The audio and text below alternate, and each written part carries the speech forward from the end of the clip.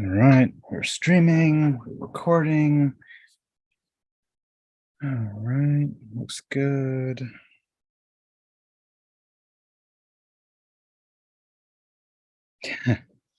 Now that we're international, don't you have people to do the setup for me? Yeah, I wish.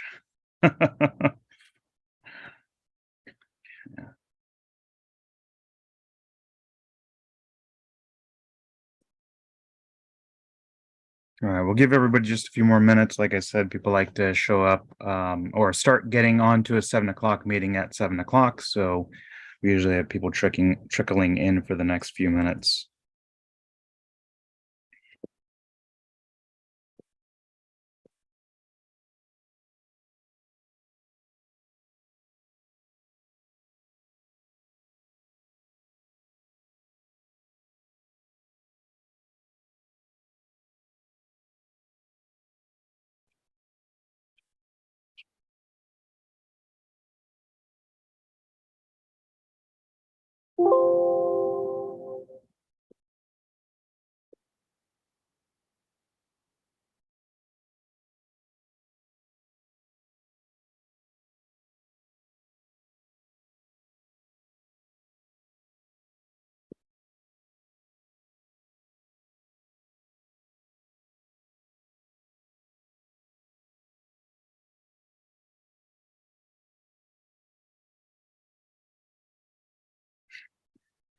If you show up on time, you show up on time or you're late. Yeah.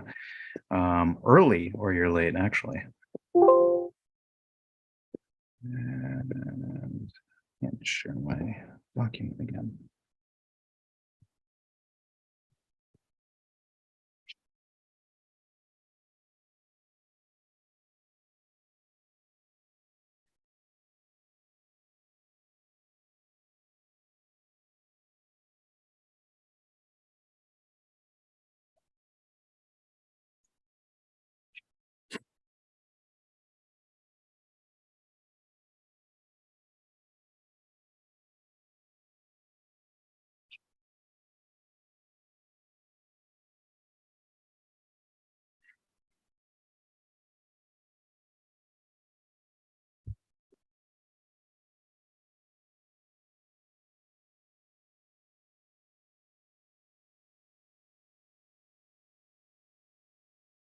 Oh, good. There's a large internet outage in Los Angeles. Wonderful. Exactly where we're presenting from. Okay. So if I suddenly disconnect, that means that that internet outage spread to my area.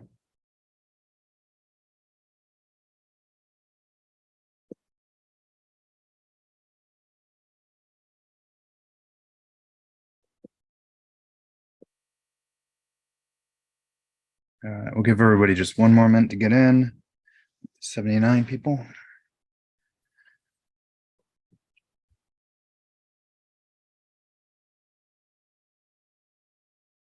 Yes, the presentation is actually it's streaming live on YouTube. So if you go to our YouTube channel, you just search for LAFD CERT coordinators, or probably just even LAFD CERT, you'll find us, and it's under the live stream category. We hope to eventually have these videos edited and cleaned up and then put up again, but yeah, I don't have the people to do that, unfortunately.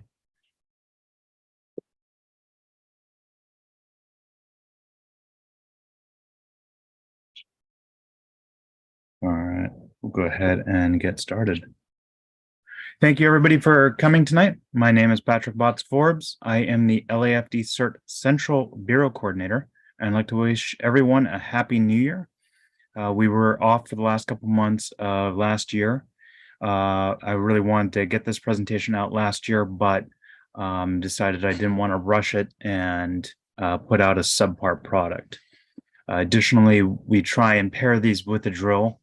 So the Eventbrite just got put up today, and I'll share a slide with everybody with the information on that.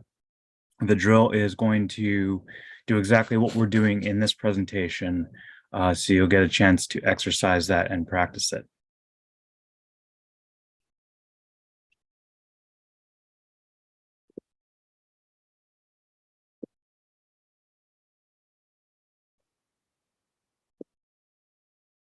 Sorry, the chat window goes over the controls for this, and I can't move the controls out of the way. Oh, thank you, Zoom, for breaking that feature. Okay, this is going to be fun. For those of you who don't know what the Community Emergency Response Team training is, it was actually created in Los Angeles by the LAFD, the Los Angeles Fire Department. It was taken over by the Federal Emergency Management Agency, FEMA, and FEMA focuses on creating, or actually subcontracting out, the creation of the curriculum for the Community Emergency Response Team training. And it really is just training. There's no CERT organization, or there's no CERT really massive CERT group out there. It is local to your jurisdiction. And really what this curriculum does is it teaches you how to be prepared for a disaster. The expectation being that after a disaster, you and your neighbors are really going to have to deal with things on your own until the professionals can arrive. So this training gives you a baseline of how to be prepared, how to safely help your neighbors out until the professionals can arrive.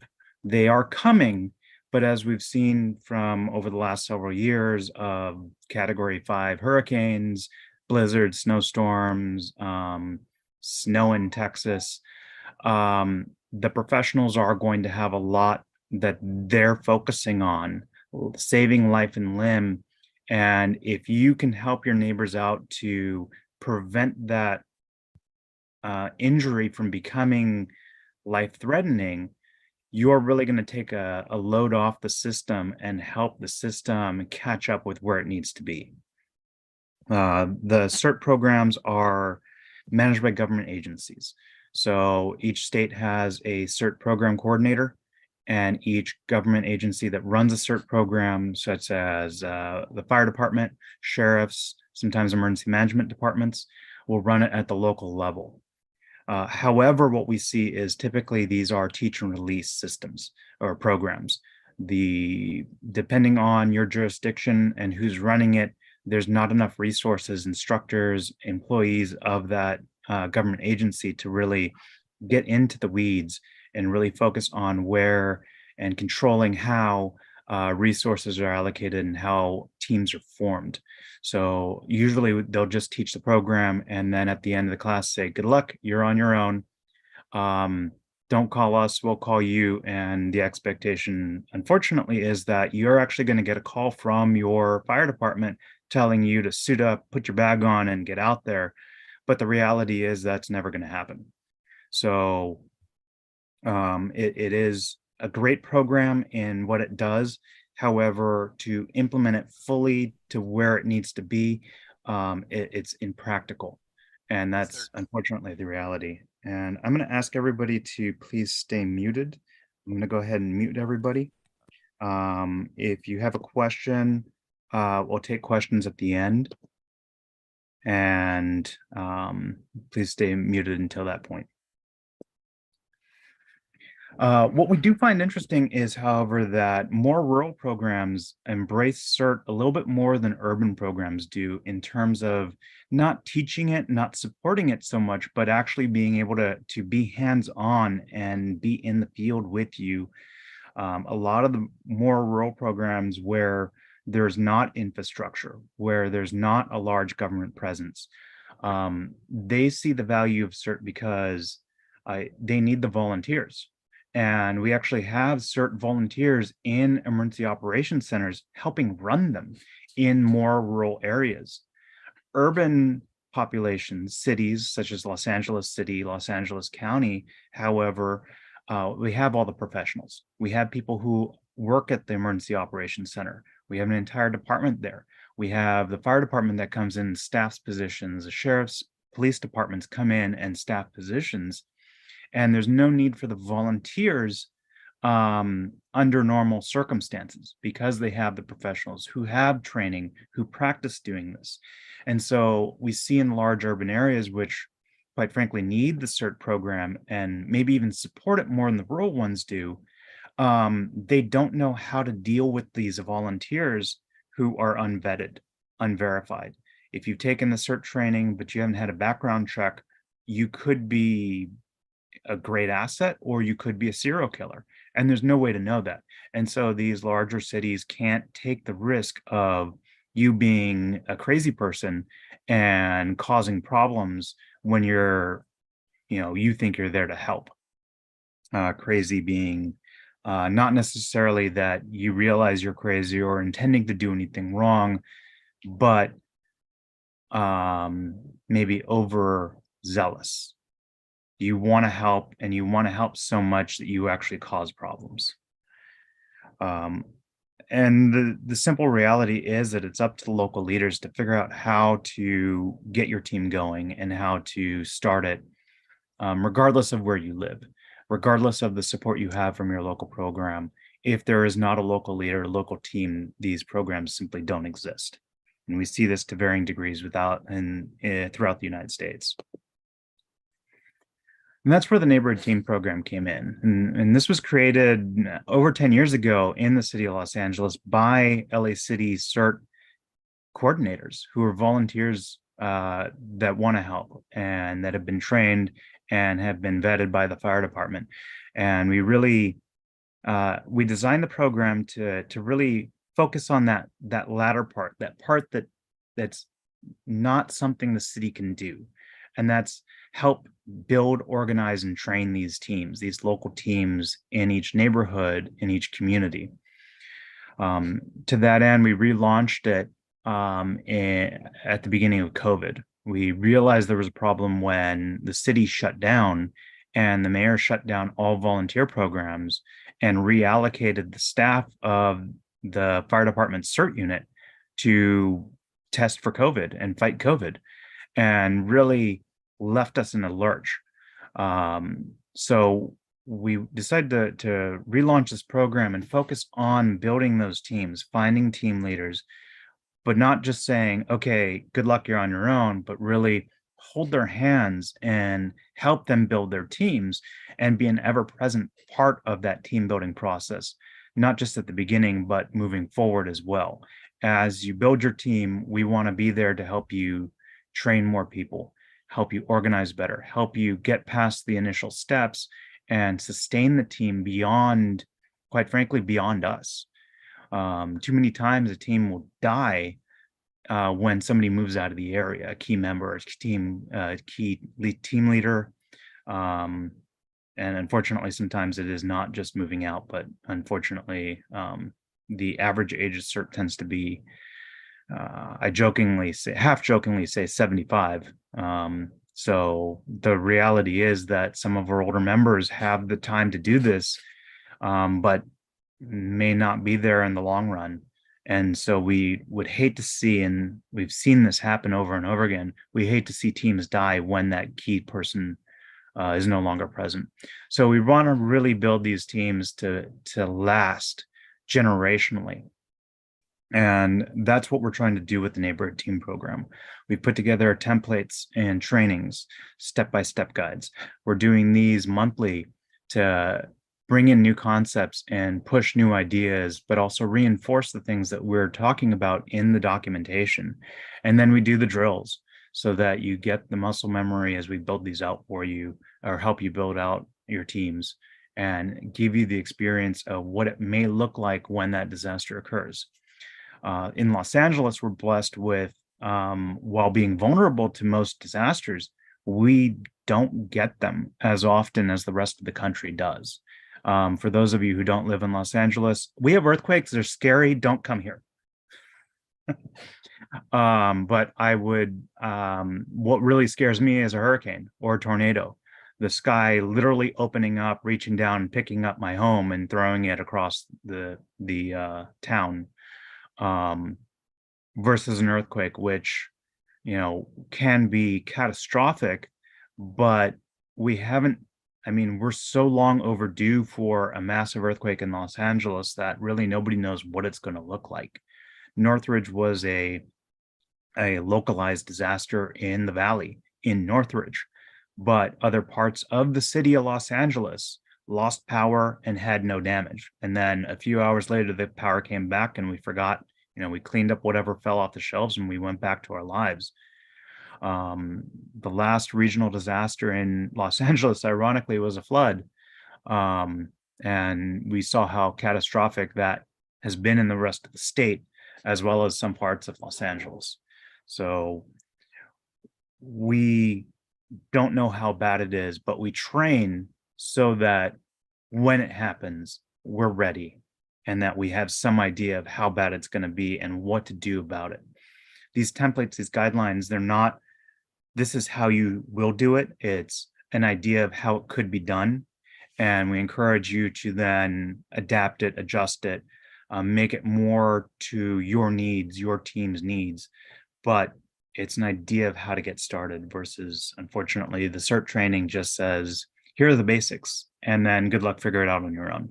So we really want to provide those step-by-step guides and show you an idea so that you don't have to come up with it on your own. So you don't have to start from scratch.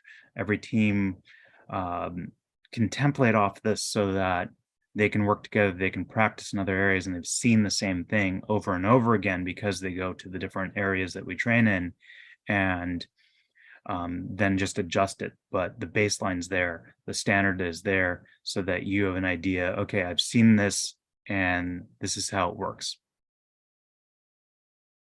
And then we provide tools and resources, the mailing list. The last email blast that went out to, well, there were over 1,000 people who opened those emails. Hopefully not all of them unsubscribed, but of course, with 1,000 people looking at them, we do have some unsubscribes.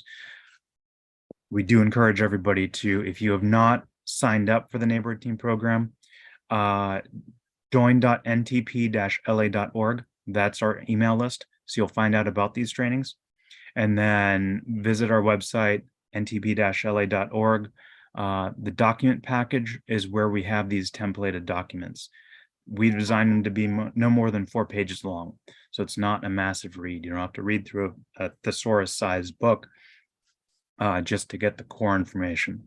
And then this is an ever-growing, ever-evolving program. So we'll update the documents, adjust them as we drill, and see, okay, that didn't work as well. Let's fine tune it and readjust and then release the new document with the updated information.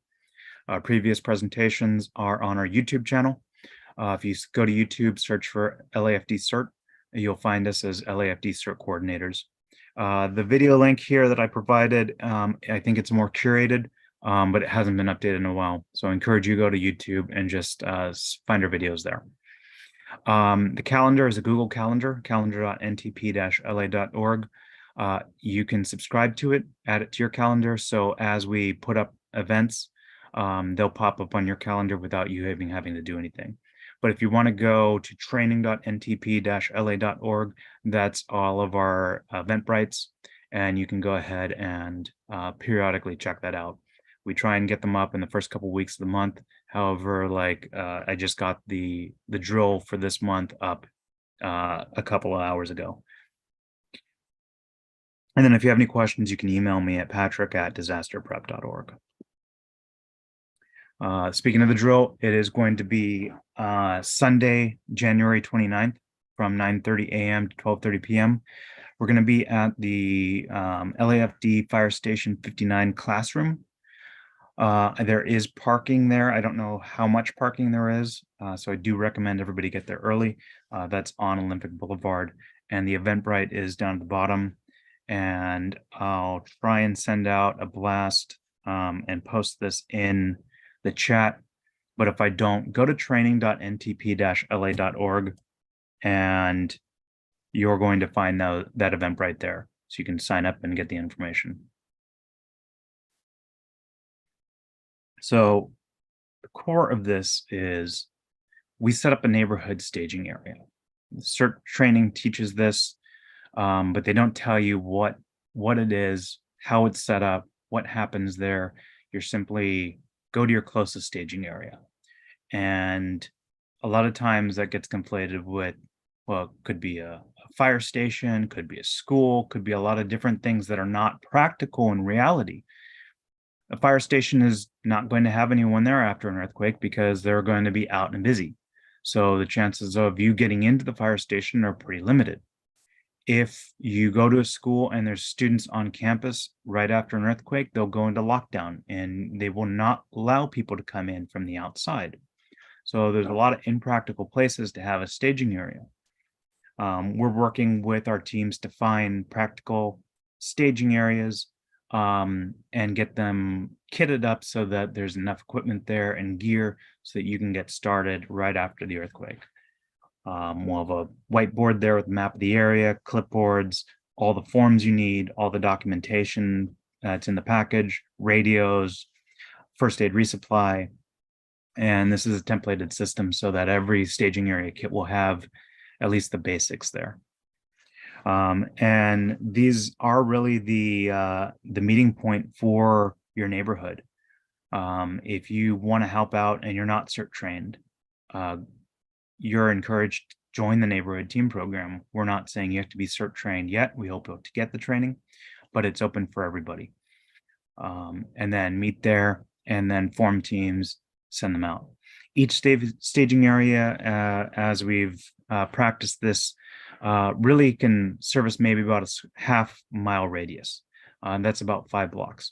The baseline for that is the damage assessment team should be able to survey their route in an hour and make it back to the staging area. If it's taking you 2 hours, that's too much area to cover. Your radios probably won't even be able to go that far.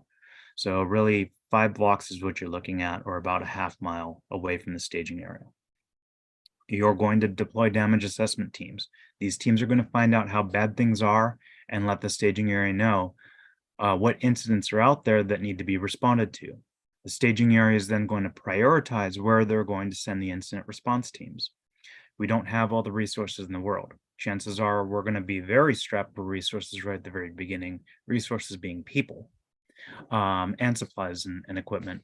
But hopefully as the incident grows, more people will show up and then you'll have more resources coming in that can then go out and help out their neighbors. And then we want to communicate up to command level teams, liaison level teams, to the fire department, to the police departments. Let them know in the neighborhood where we need their help. And that will be a massive asset to the fire department because they won't know where they need to send people either. And chances are 911 is going to be completely overloaded. Most people's cell phones won't work. And getting information to the fire department is really where we're going to show the most benefit because we can tell them, okay, this is what we have at this location, and let them then prioritize where they're going to send their resources. A team leader is, most people think it's the most important person on the team. Most people want to be the team leader. I would actually argue that it is, while it is a valuable person on the team, not the most important person, and not for the reasons that you might believe. The primary job of a team leader is to keep the team safe. If you're a team leader, you should be hands off. You should not be diving in, getting all bloody and bandaging people up and saving the world. You're there to make sure that your team succeeds. If your team succeeds, you succeed as a team leader. And like I said, you're hands off. As soon as you go hands on, you fail at job number 1, and that's keeping your team safe. Because how can you keep your team safe if you're, hyper focused on a survivor in front of you that you're bandaging up?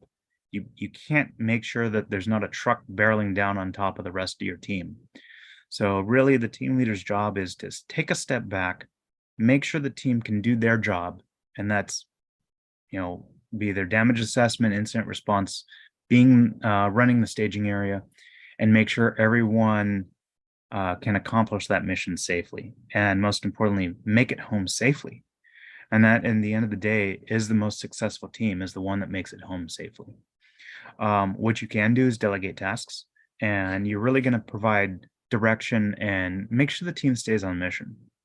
There's a lot of distractions out there, and really a good team leader is going to make sure that everyone knows what the mission is, what the task at hand is, and gets it accomplished without taking 3 times as long as it should, just because of all the distractions. Now, scribe, on the other hand, let me turn my camera off so you can see this, is, I feel, actually the most important role. And the reason for that is, if it wasn't written down, it didn't happen. And this will come up over and over again. A good team, a good group will live or die on their documentation. And that is, okay, what are the incidents? Well, it had to be written down. If you're trying to keep track of all these incidents in your head, that's not going to work. Where was that incident? How many survivors did we have at that incident? This all needs to be documented. This all needs to be written down. Scribes are going to write, they're going to document, they're going to take notes, they're going to keep track, and most importantly, share the information that they're tracking. And when somebody has a question about something, they're the repository of what happened, how something happened, when it happened, and critically, where it happened and where people need to go. So if you're at a incident, okay, I'm going to mute everybody and block people from muting themselves.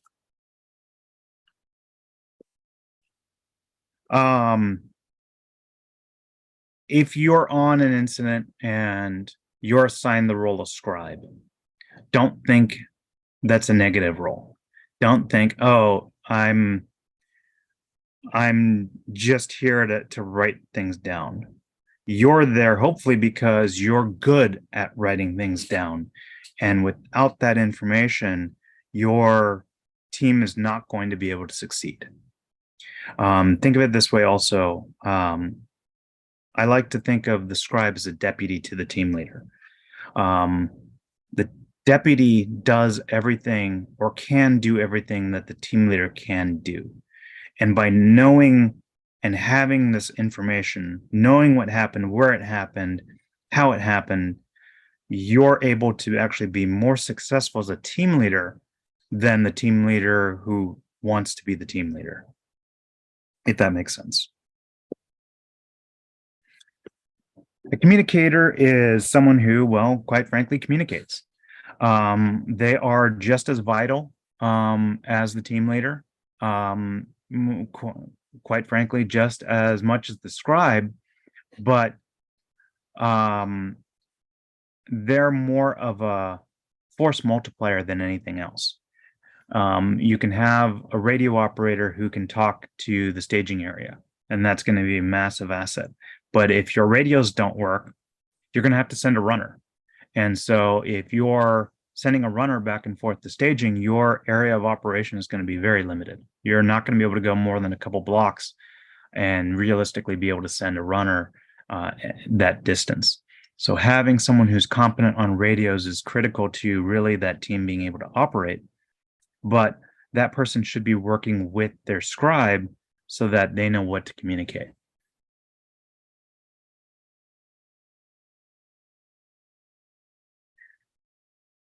There are many different roles to any incident. And what we've tried to do with the Neighborhood Team program is really focus on simplifying things down. We talk about incident command system in CERT, and FEMA does it. Quite frankly, quite realistically, incident command is the dominant system out there for a variety of reasons. It's very flexible, it's expandable, it can suit really any purpose, any kind of event. But if you don't deal with incident command system, it can be overwhelming. If you don't live and breathe it every day, it can be too much. And for our CERT teams, for our non-trained team members, hyper focusing on all the different roles in an incident command system is daunting at best, traumatic at worst, and it's too much minutia. So we really focus on 4 different roles in our system: your team leader, your scribe, communicator, and a responder. And each of these will have a different role and position, but they're generally going to do the same thing at all levels.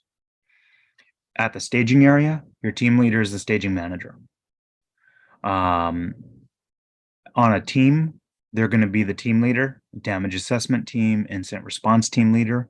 At a medical TARP, they're going to either be the group supervisor or a TARP leader. Scribe, as I mentioned, a scribe is an amazing deputy. They're aware of everything that's going on, and they're going to have more up-to-date information than the team and the staging manager themselves will. Other roles that they're going to perform, they're going to do team tracking, incident tracking, and radio logging. If they're out in the field on a damage assessment team, they're doing incident tracking. They're identifying what information they're sending up and what information is coming back from the staging area. If you're on an incident response team, again, you're doing incident tracking. Where are we going? What are we expecting to see there? What information did we encounter at this incident, and what are we sending back to the staging area? And then if you're on a medical TARP, you're doing patient tracking. And that's critical to know how many survivors do we have here? What's their criticality? How many immediates do we need to get transported? Were they transported? Where did they go? And if anybody's looking for them, of course, that's critical. If you have a family member, need to know where their family member went, that scribe is going to be a godsend to that family. Communicators, let's focus not on runners, but on radio operators. If you're at a staging area, you're talking to the teams out there in the field, or maybe you're talking to other staging areas, or you're talking to the command level element, you're talking to your liaison team out there, sending information up to the fire department or whatever government agency you're working with. If you're on a team, your comms are back to staging. You're that lifeline, that link to staging. And that is your primary duty, is to push information to staging, because staging has no idea what you're encountering out there until you tell them. And if you're on a medical TARP, again, comms to staging. You're sending information up to staging. How many survivors do we have here? How many need transport immediately, or they're going to die? That kind of information. And then, of course, when you do have people transport out, you let staging know so they can adjust their numbers. The responder is really the hands-on unit. If you're not a team leader, you're not a scribe, you're not a communicator, you're a hands-on responder. And at the staging area, there's not much for you to do. It's really going to be the domain of the scribes and communicators. If you're on a damage assessment team, you should not be a hands-on responder. Where you need to be is you need to be on an incident response team, or you need to be at a medical TARP. You're the one who is going to help people. You're going to be doing medical. You're going to be maybe doing search and rescue. You're going to be, maybe just cordoning off areas that are dangerous.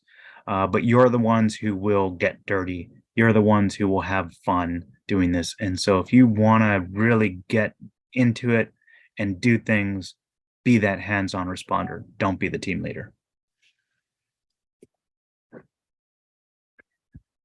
At a staging area, there are a lot of different roles and priorities. And if you're the staging manager, your priority number one, again, over and over again, is to make sure everybody gets home safely.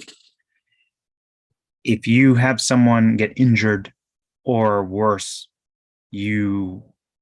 everyone has failed at their job. Safety is paramount. We do not bring a victim to an incident. Rule number one of CERT. And that comes out of really what LAFD saw when they went down to Mexico after the Mexico earthquake. They saw a lot of people helping each other out. They were eagerly helping their neighbors and doing things unsafely. And unfortunately, when the aftershock occurred the next morning, a lot of the volunteer responders lost their lives. And so this is where the CERT program really focuses. Do things safely. Make sure everyone makes it home at the end of the day. After that, maintain the big picture. Staging manager needs to know, how many teams do I have out there? resources do I have available? What incidents do I need to send people to? What incidents do I need to send resources to? And then prioritize, where do these response teams go? Does it make sense to send a team of 7 to help one person, or should they go help 5 people at another incident? Does it make sense to send them to an incident that's clear across to the other side of the neighborhood, or to the incident that's just a block over? That's where prioritizing comes down to. For the scribe, you're probably going to be doing 3 things, one of 3 things: tracking teams, tracking incidents, or documenting radio traffic. And this is where we're going to be focusing this presentation on, are the scribe and radio communicators. We're going to talk about the entire flow and how these incidents get reported in and how they get handled at each level. As a communicator, you're going to probably just be communicating with teams, or you're going to be communicating up to or with other staging areas or to the command level teams. Pretty simple. And we try and just simplify this enough so that it makes sense and it doesn't get overly complicated.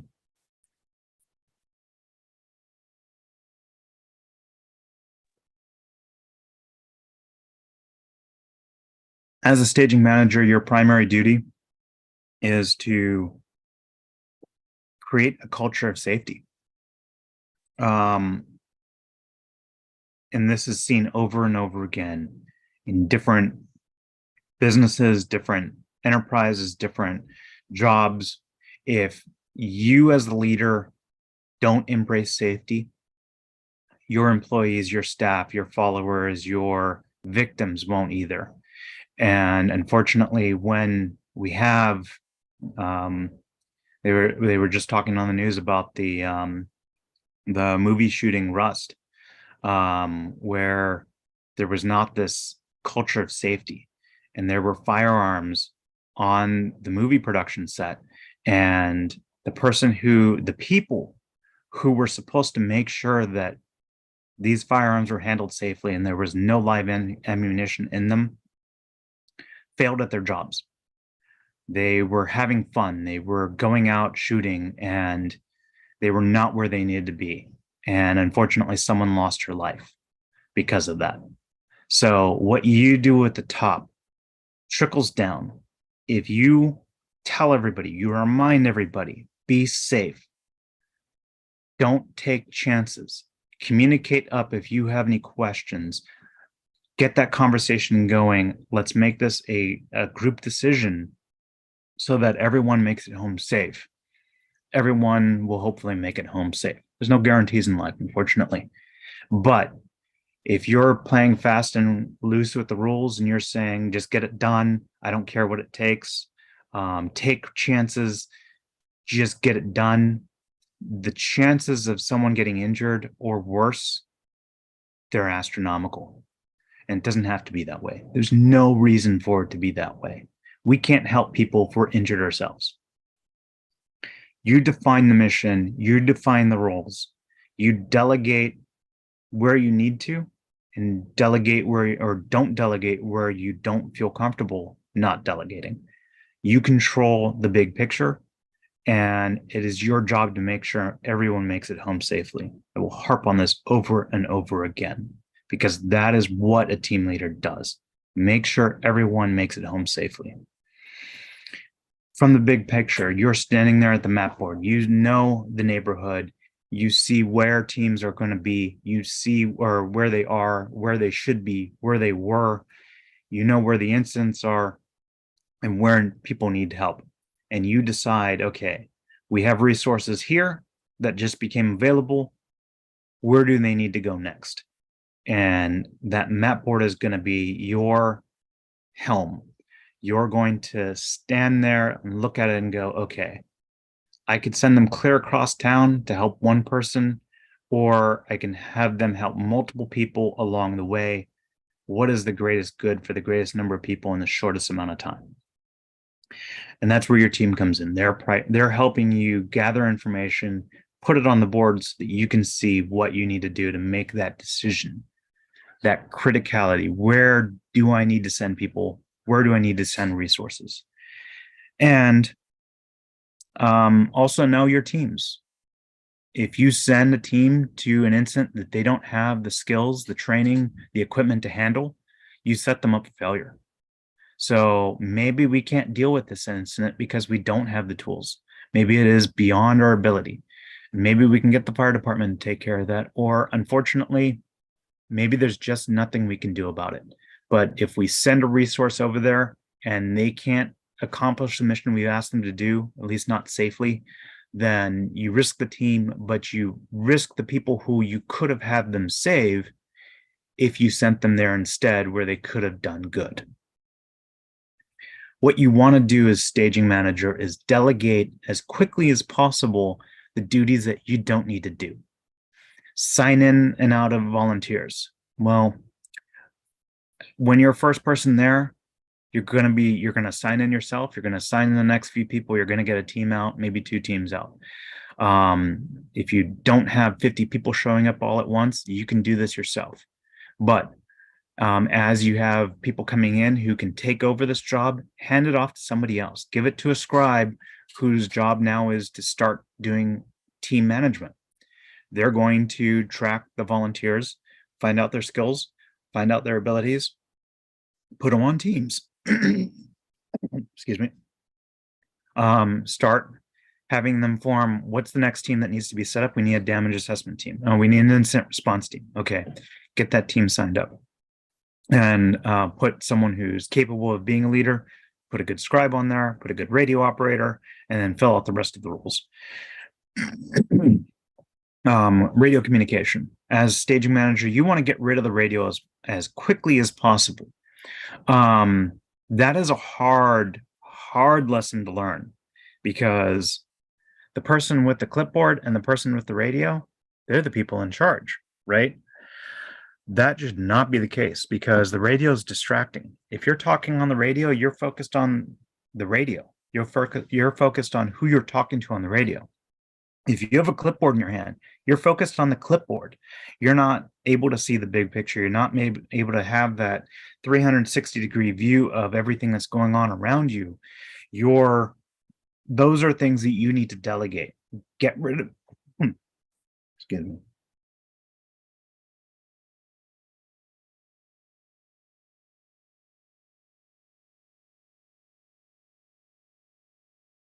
You want to delegate what is not your priority. And those are things that other people can do. Incident tracking. You should be tracking where you need to send people to, but you're not talking to the teams. You don't want to be the one talking with all the teams, finding out the details of the incident. Let someone else handle that. Let a scribe and radio operator pair work on that and then provide you that clarified information with just the details that you need to make that educated decision. Okay, that is a high priority. We have the skills, we have the resources that can handle this, and we have them available now, and it's close enough we can get them over there in a reasonable amount of time.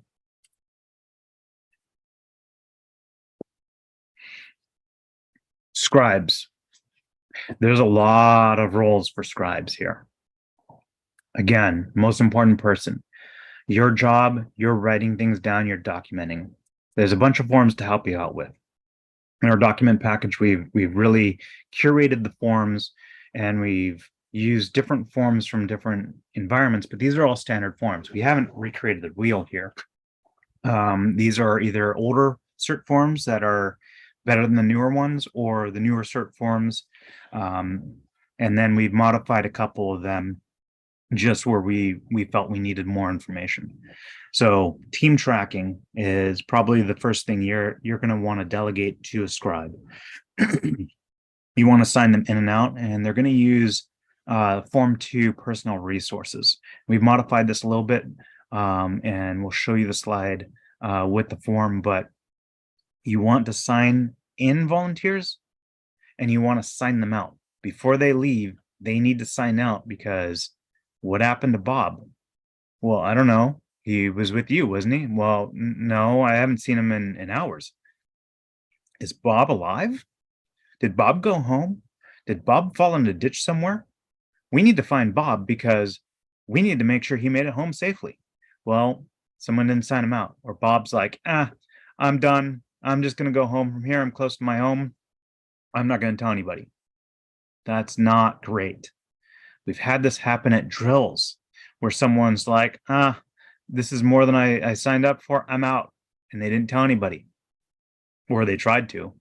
Fortunately, another volunteer escorted them back to staging and had them sign out before they left.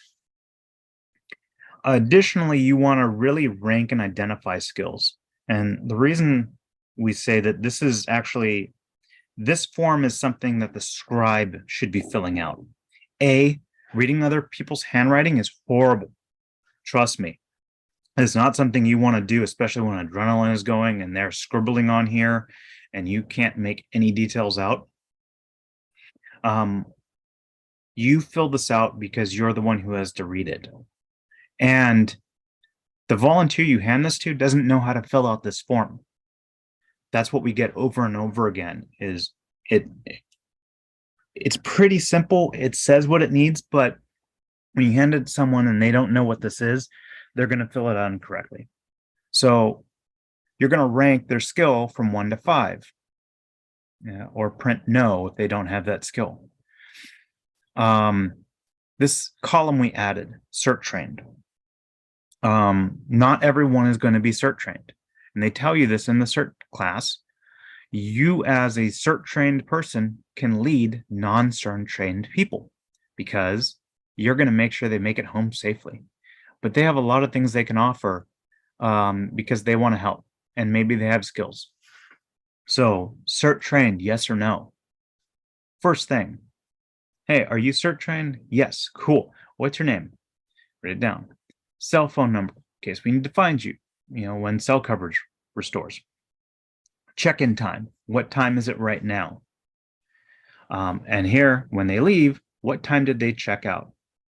This can also be used when you assign someone to a team, though gets complicated because I think this should be more for who's come to the staging area, and when they're gone from the stage, they've gone home, you have one clean record of it.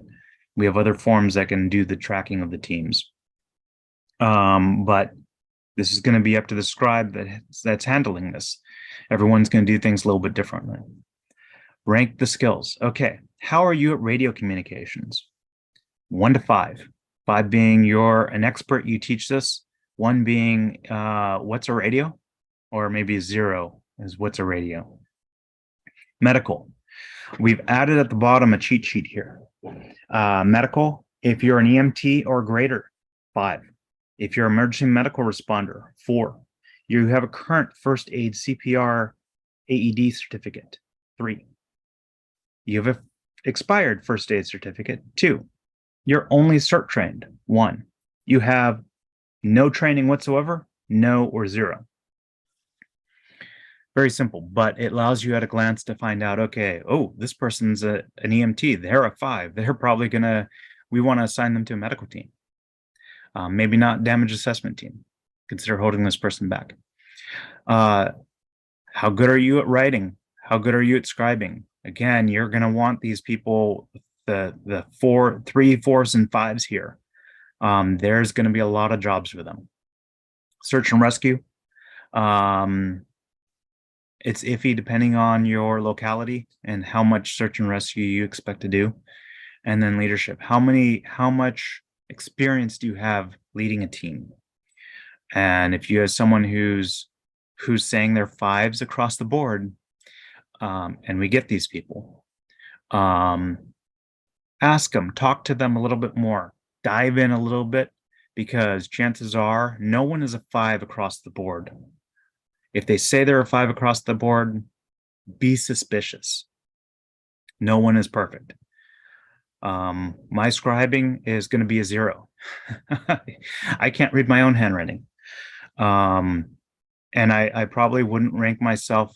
Well, I'm an EMT, so I'll rank myself a 5 in medical. I'll probably rank myself a 4 in radio comms. In leadership, maybe a 4. but I'm going to limit how many fives I give myself because I try and be realistic, maybe a little bit too realistic or um, too overly critical. But I don't want to be put in a position where I'm out of my depth and I brag about all the skills I have, and then I'm faced with the fact that I'm leading my team to failure. Other skills, special equipment. Here you can put any notes here. If the person says, "Oh, I've got a chainsaw," cool, put a chainsaw here. I've got a crowbar, maybe useful. But this is up to you as you're filling out this form for your volunteers as they sign in to put anything relevant here that they say they're capable of. They say they're a paramedic or doctor, maybe write that down there. All right, so after you do the personnel resource, you're going to start assigning people into teams. And again, this should be a scribe. It's probably going to be the staging manager at the very beginning, but this is one of the tasks you want to quickly delegate to other scribes. Get your teams out, get your damage assessment team out first, your first damage assessment team before you start trying to delegate. Don't delegate all the roles immediately. You can handle this when there's only 3 people who've shown up to the staging area. You don't need to task out a bunch of scribes and then have no one in the field.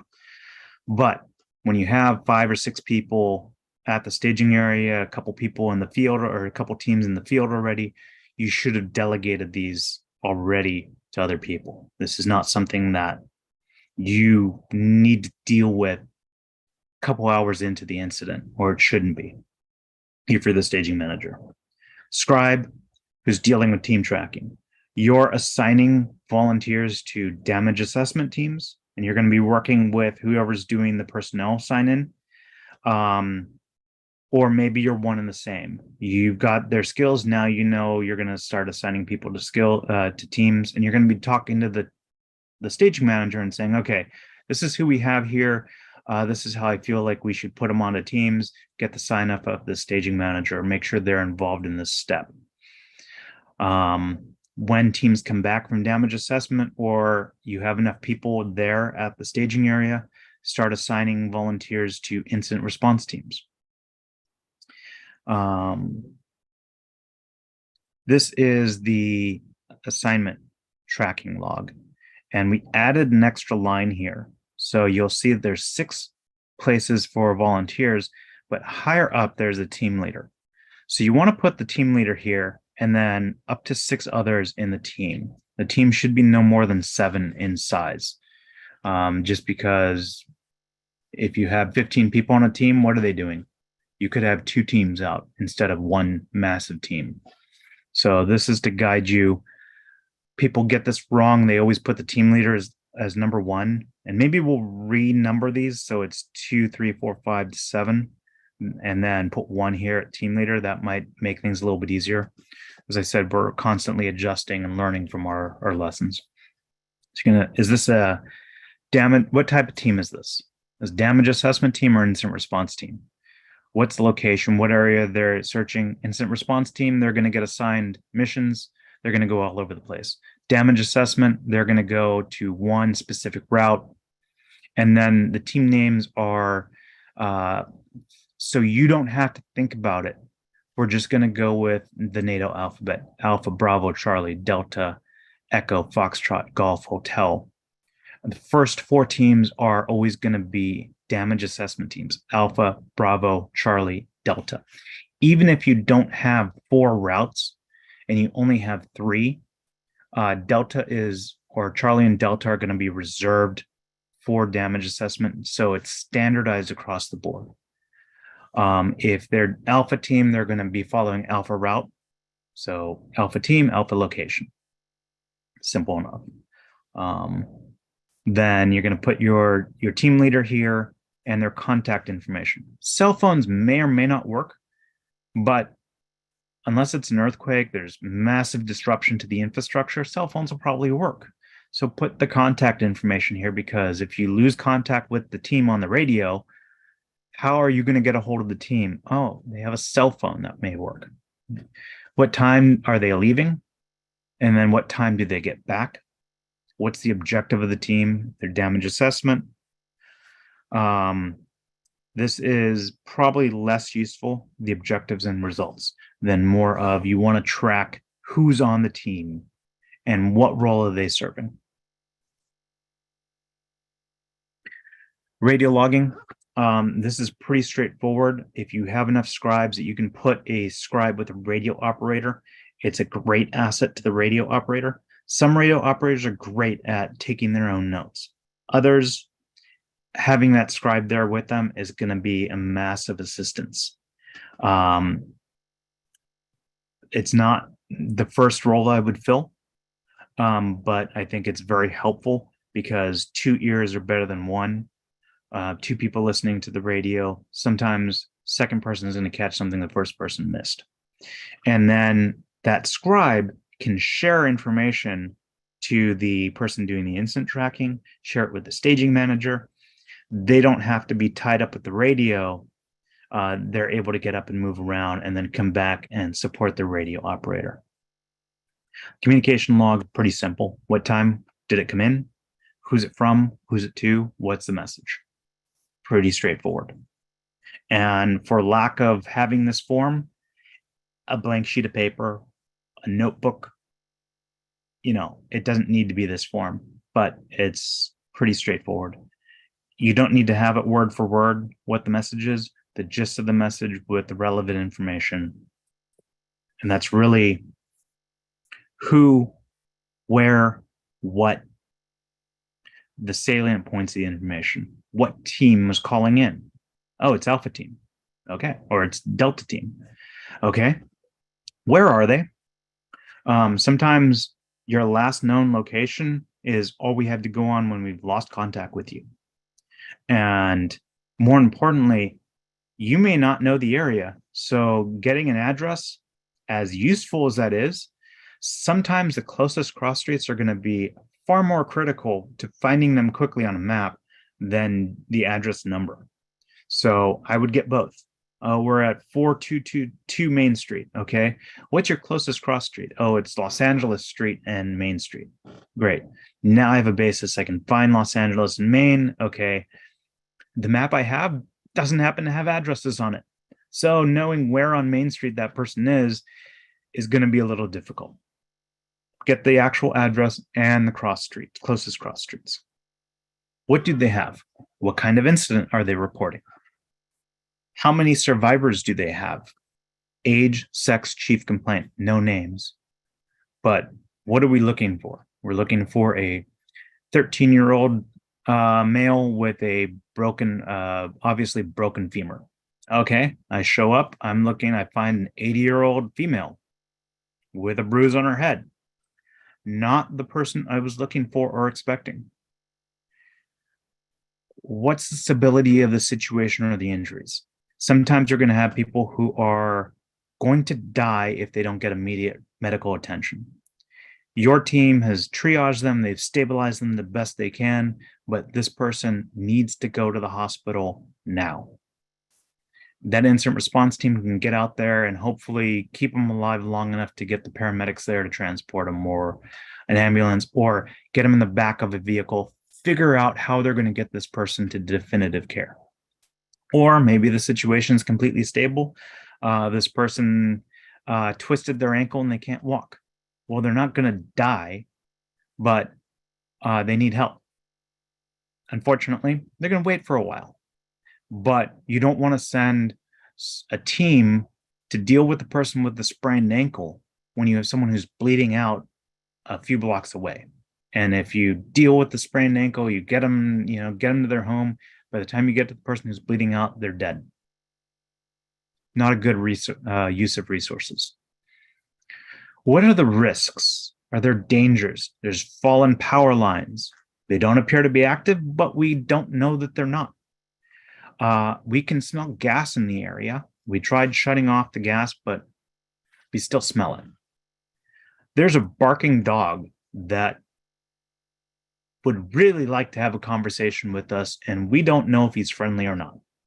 We don't want to find out he's not friendly. Those are the things that you want to get when you're talking to the teams and you're building up an incident and documenting that incident. And then what do they need? Well, the person with a sprained ankle, they need some help getting home. Cool. This person who's bleeding out, we've managed to stop the bleeding, but stop the spurting of red blood, but they need to get to definitive care rather quickly. Incident tracking. So you're going to first start to build, if you're the scribe assigned to incident tracking, or maybe you're the only scribe there with the radio operator, you're going to start building this briefing assignment. And you're going to have one form per incident. It's really important to know, is this an incident or is this simply situational awareness? It's something we're not going to be able to handle. Probably not an incident. Or there's no danger to life or limb, not an incident. It was just situational awareness. So you're really trying to figure out, okay, is this an incident or is it not an incident? It is an incident. I'm going to start a briefing assignment, and this is going to track all the way through the incident's life. As the team goes out, this form will get filled out and updated. Oh, and the scribe on the incident response team that gets this assignment should be filling out one of these as well. They should look fairly similar to each other. We're probably going to modify this so we put the incident number in here. But what time? If a incident response team goes to this incident, what time did they go? What time did they complete the incident? What team got assigned to this incident? What's the location of the incident? What are the objectives? You have a 45-year-old male with a femur break. The damage assessment team put a tourniquet on above the injury. This person needs to get transported to definitive care. Okay, so you're going to fill that information out, and there's more of the form that I didn't put in this picture, but there's more place on the form for you can fill out details about what this incident is. And then when you get response back from the team, if there's any kinds of hazards, fires, number of trapped or injured survivors, any threats to animals out there, you can put this on the briefing assignment so that when it gets assigned, that information can be shared with the team. After you've completed the briefing assignment, and you're going to refer to the rapid needs assessment. And this is an older form that I really like because we don't have something similar in the newer form sets. There should be one master list, and this is going to give you the incident number. These go from 1 to 10. So on page 2, you're going to make it 11 to 20, for those of you who can count. The form third sheet will be 21 to 30. So you just write a number next to that number as you increment, and that's going to be your incident number. So again, one master form, you may have a copy and the staging manager may have a copy, or there might be a couple other scribes involved, but only the master copy assigns the incident number. You don't want to have duplicate incident numbers, because when someone's calling in about incident number 5 and there's 2 incident number 5s, the amount of confusion that's going to cause will destroy the staging area. Just keep this simple, one master form. We use the briefing assignment so you can populate that information first, and then you can transport to the rapid needs assessment, get that incident number, and then what time did this incident get reported in, location. This is very similar information to what you captured on this form, which should have been captured during the radio contact. And any comments, any information here that needs to be known before the incident is dispatched, before you send a team to deal with this. You're documenting time, location, hazards, number of survivors. That's critical. If you have 10 survivors at one incident versus 1 survivor, that's going to change a lot on who gets assigned to this and what the priority of that is. Are there access restrictions? You hear people screaming in a house. Well, the house is locked and gated and bolted, and Maybe there's no way to get into the house. Well, chances of you being able to help these people have gone down significantly. Maybe you take a second look, but you don't spend a whole lot of resources trying to get into this house that is, set up to be Fort Knox. Or maybe it's in an area that's covered in broken concrete, broken asphalt. There's gas lines. You can smell it. There's all sorts of hazards. Maybe this is not the place that you're going to go to first.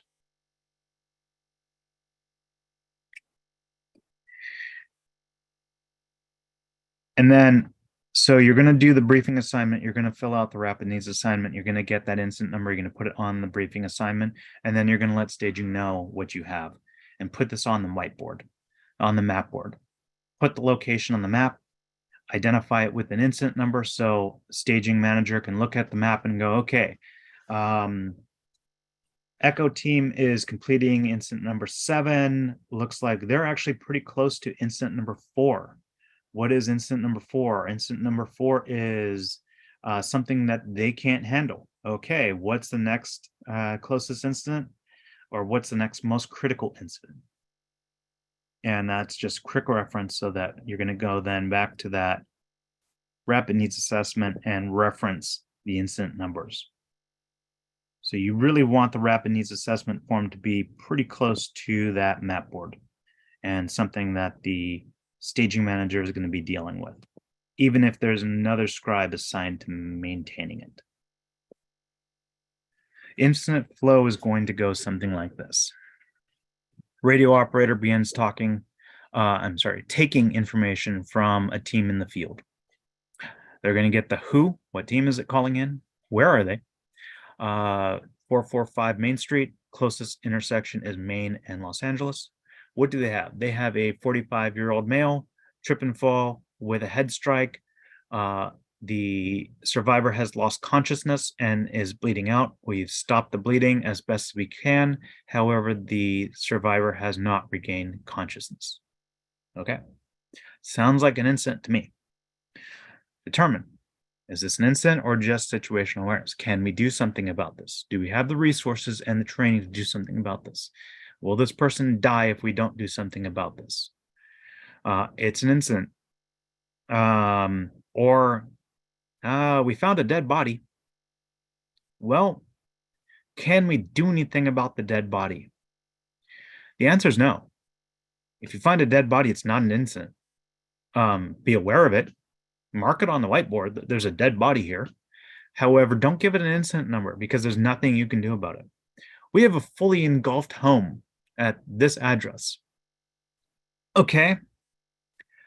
That might be an incident number because while we can't do anything about a fully engulfed home, we need to call this up to the fire department and have them do something about it.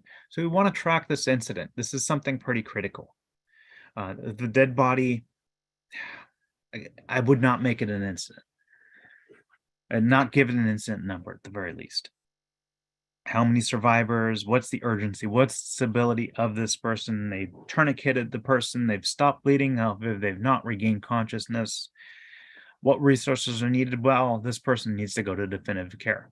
Somebody loses consciousness, it is a medical emergency. People should not lose consciousness. If they're still unconscious, it is a severe medical emergency because we don't know why they're still unconscious. Chances are you don't get better from something like that without medical intervention. So you begin filling out and this is either going to be the radio operator or it's going to be the scribe assigned to the radio operator, or it's going to be the incident tracking scribe that's been assigned to the radio operator and the scribe. So you start form number 4, the briefing assignment, and then you're going to transfer that information over to the rapid needs assessment form.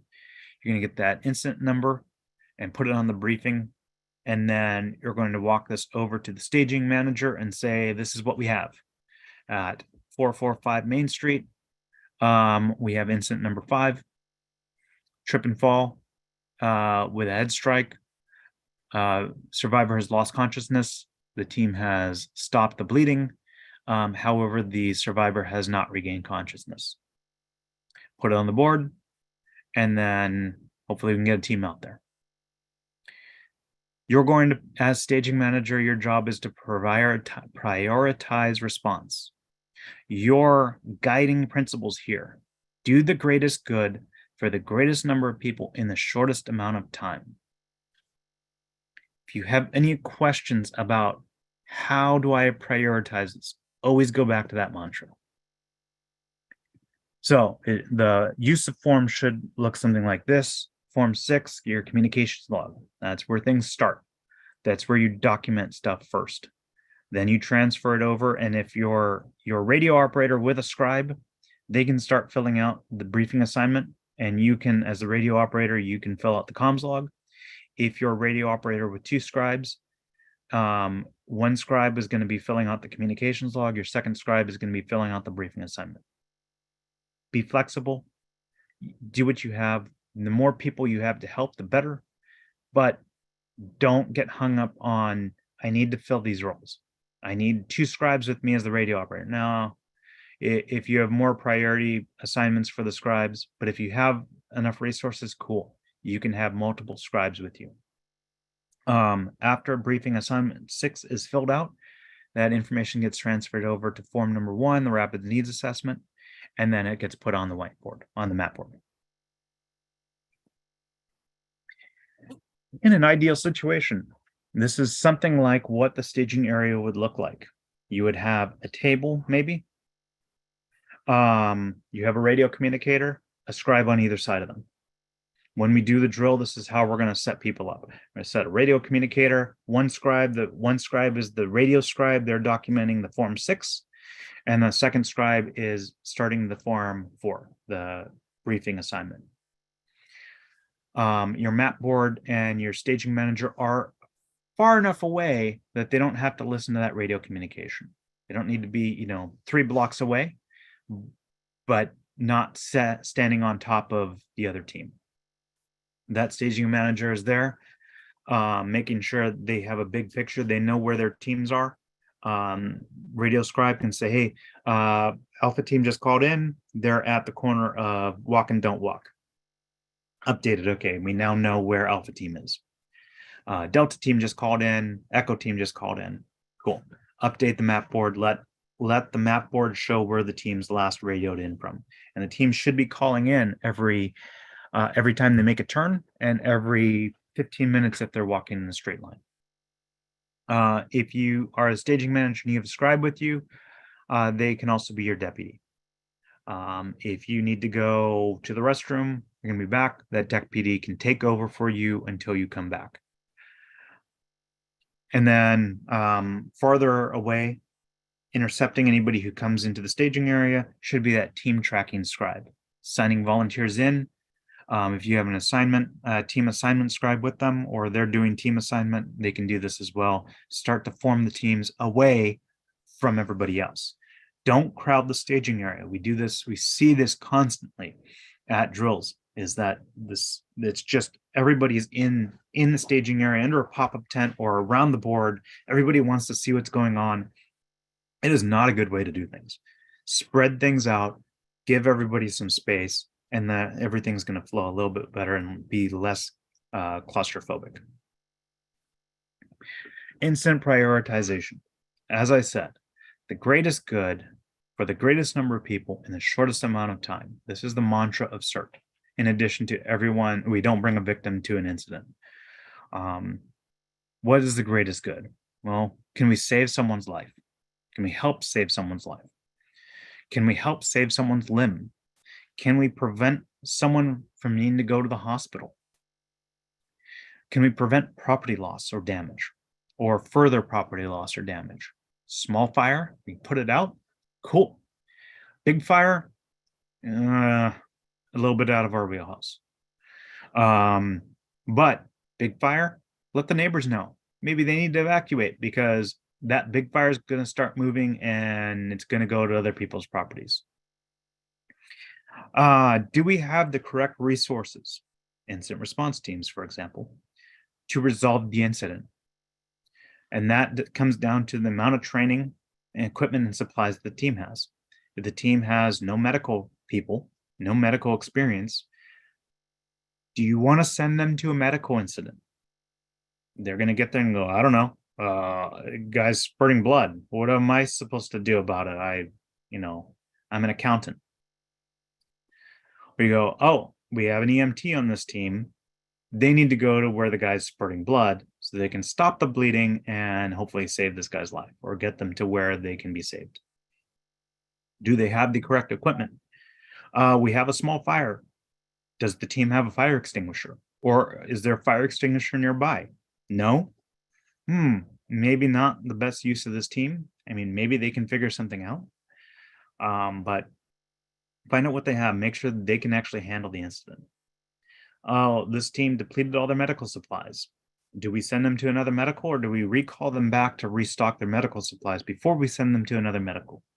That kind of information, that kind of thought process is what should be going on if you're the staging manager. Greatest number. Am I saving one person, 2 people, 6 people, 20 people?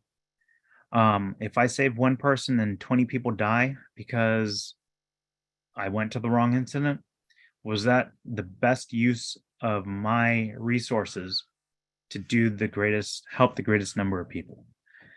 I would say no.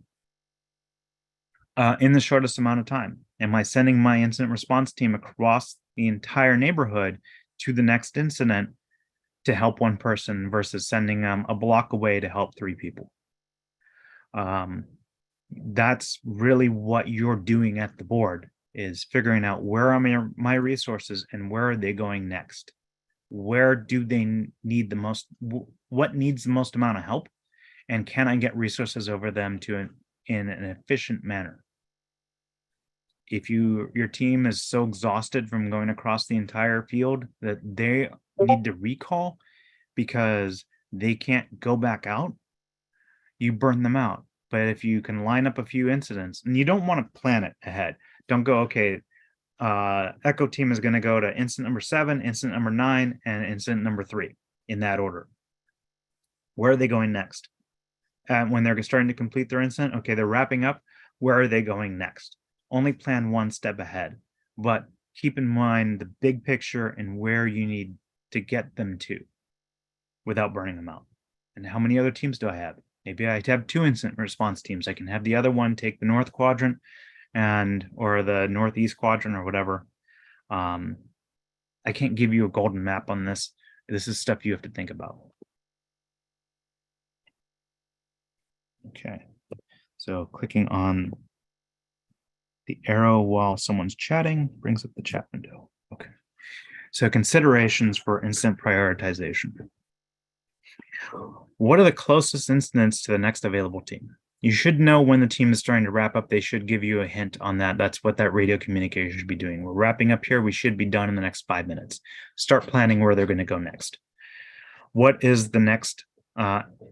What incident needs the next available team? We have someone who's going to die in 30 minutes if we don't get over to them. That's high priority. Unfortunately, if you is the team capable of handling this incident? You don't have a medical team, someone's going to bleed out and they don't know what to do about it. Sending a team to them, I don't know how useful that's going to be if they're not a medical team. But maybe you just need to get a body over there. Maybe you can walk them through it, figure it out.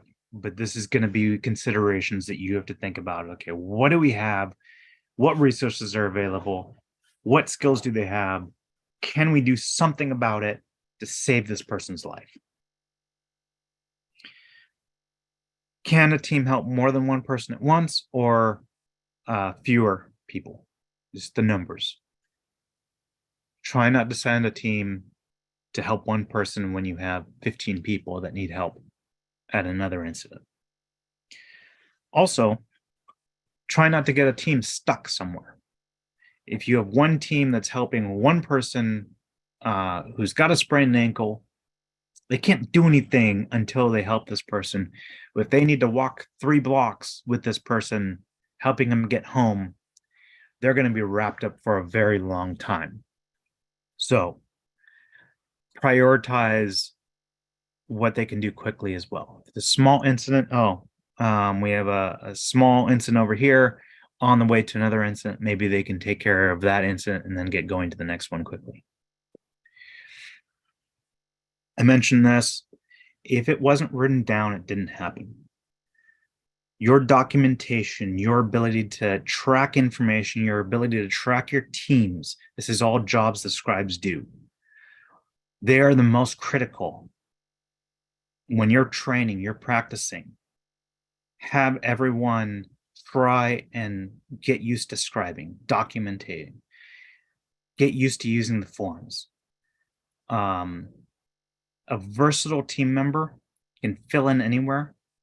They're going to be the most useful person on the team. If you have someone who is only good at radio, they can only do one job. What if you don't need another radio operator? Cross train, have everybody try and be good or decent at everything. And then if you can get them to where they're great at something and they can do that, cool. But if they can do everything, that's even better. And they don't have to be perfect. But if they can do everything decently, they're going to be the most useful person on your team. Again, the next drill is, and this is, we're going to do this. We're going to set you up in that format where you're going to have a radio operator and 2 scribes, and then we're going to have radio communication come in. And each team will have one primary team taking the call and walk them through making sure they get that information, that flow going, and then get the incident on the board and let that staging manager know what they have. It's going to be on Sunday, January 29th, 9:30 a.m. The drill starts at 10, but you have to find parking. You have to sign in. Please don't show up at 10. Show up before 9:30. Drill ends promptly at 12, and then we do the hot wash. So we get everybody feedback and everybody out of there by 12:30. It's going to be at Fire Station 59. There's a classroom there. We'll have a couple people who want to use radios. We'll send you out and have you make up incidents, call them in. Eventbrite's here, but if you just go to training.ntp-la.org or you go to calendar.ntp-la.org or you search NTP on Eventbrite, you're going to find this. And then I strongly would ask everybody to go to documents.ntp-la.org, look at the documents that we've written, review them. If you have questions, something's unclear, let me know. My contact information is there, patrick@disasterprep.org. We're not perfect. The documentation will never be perfect. We always make changes and updates. So if there's things that we can do that you see that's very obvious, let us know. And if it doesn't make sense to you, you're not stupid. It probably doesn't make sense to someone else as well. And we've missed this, so we need to clarify that. Videos.ntp-la.org, calendar.ntp-la.org, training.ntp-la.org, or just go to ntp-la.org and you can find all these things. If you have not yet done so, please sign up at join.ntp-la.org. That is our email list, so you can find out about these trainings. You can find out about the drills that we have going on, and we send out a couple emails a month so that we let you know about what's going on. Any questions? I hope that some of our coordinators and more experienced people have been answering questions that have been popping up constantly in the chat. But you have someone who can assist in helping me out. Chin, are you able to help out here?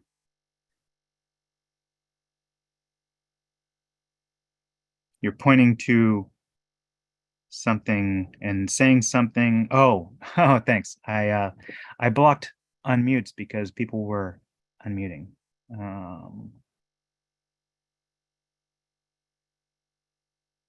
allow participants to unmute themselves. Okay, so please stay muted. Use the raise your hand feature, and then Chin will call on you and you can ask your question, and then please remute after you're done. I would be more than happy. And we do have one person who says, I have a question in the chat box. Diane Lawrence, go ahead with your question. Yeah, so this is so much information. It's overwhelming. And the details and all the things that have to get done. I mean, I would want to be a scribe because I'm a senior and I just don't have the energy to run around, but I know how to take notes and I know how to assign.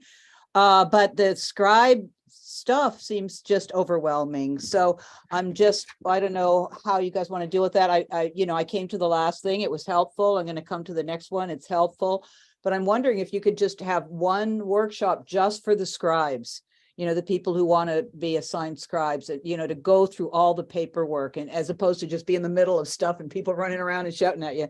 So that's one thing. The other thing too is, I was talking to you, one of the neighborhood councils, and I'm just wondering why there isn't more coordination going on between CERT and the neighborhood councils. Now, one of them said, well, because in my neighborhood, I'm UNNC, and I want to organize my neighborhood, and we've got a guy on UNNC, in my neighborhood.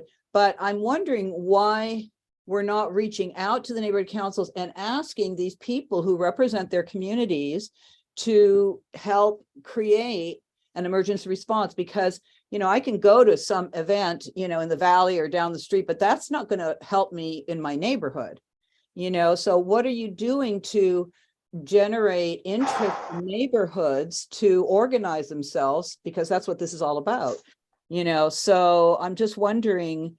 So I talked to one of the UNNC and they said, well, they're not allowed to give out names because that's, they can't tell you who in your neighborhood is a certain member, but you can tell the people in the neighborhoods, the certain members in the neighborhoods, and get them to approach their UNNC or their neighborhood council, to get some kind of program connecting you guys to neighborhood councils. It's a natural, it's a natural partnership that I see is not really being exploited. So what I'm talking about. So anyway, so those are two things. Just, it'd be great to have just a scribe thing to go through all that paperwork and whatever.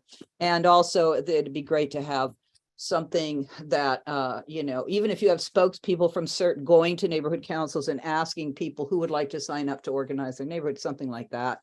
Anyway, and I'll shut up now. Okay, thanks. Okay, so the drill on Sunday, you get that. You're going to be given one job.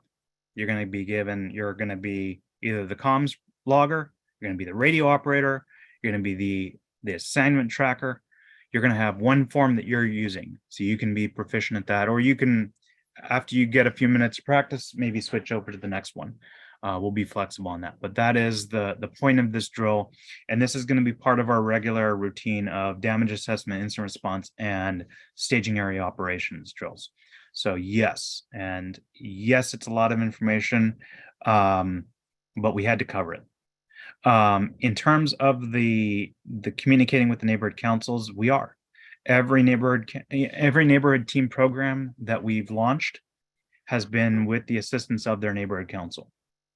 But I'm talking more about, that's great, but, I'm talking more about using them to infiltrate their neighborhoods to set up these neighborhood responses, because, it's no good if we don't have actual neighborhood setups and staging areas and people involved. Yeah, and some neighborhood councils are a lot better at interacting with their neighborhoods than others are. We've been to the Congress of Neighborhood Councils a few times, spoken about it. We're regular participants on the Emergency Preparedness Alliance, but unfortunately, not all neighborhood councils are created equal. Well, maybe, if you want, we can talk about coming up with, because you guys have a lot on your plate in organizing, but maybe there's just another little added thing of having, CERT members go into their neighborhood councils and communicating the need to have people step up and blah, blah, blah. So absolutely. I would say, I definitely say absolutely to that, because again, and as you rightly pointed out, Patrick and I are only two people, and we can only Yes. stretch ourselves so far. We haven't Yeah. perfected the art of cloning yet. But the Some greatest, of our coordinators have actually been doing that as Yeah. well. I But if have you been don't have doing it every Yeah, month. But if you actually have a specific program and get us, get people interested on board and come up with a sort of program for that, that's let me make one quick suggestion. That everybody can use. You can use in your different cities and towns, depends on who you reach out to in your governmental structure. In Los Angeles, we do have what we call neighborhood councils, which are staffed by volunteer members who are pretty much equated to elected officials.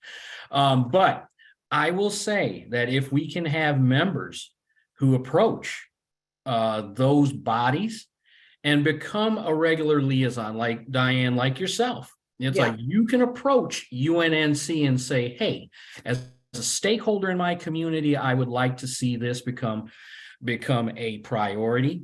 Work with them to see if they can, work to get people in the community interested. You become a cheerleader of that. right. It goes a long way. And people like Patrick and myself are here for you as a resource. Well, I'm wondering, like, if I just go as myself, but if I go as a representative from CERT, it just carries more weight, like if I just go and wave my hand and say, you guys got to do this. But if I go and I say, okay, I'm a member of CERT and I want to come here and make a proposal about what we need from our neighborhoods, as opposed to I need you to do.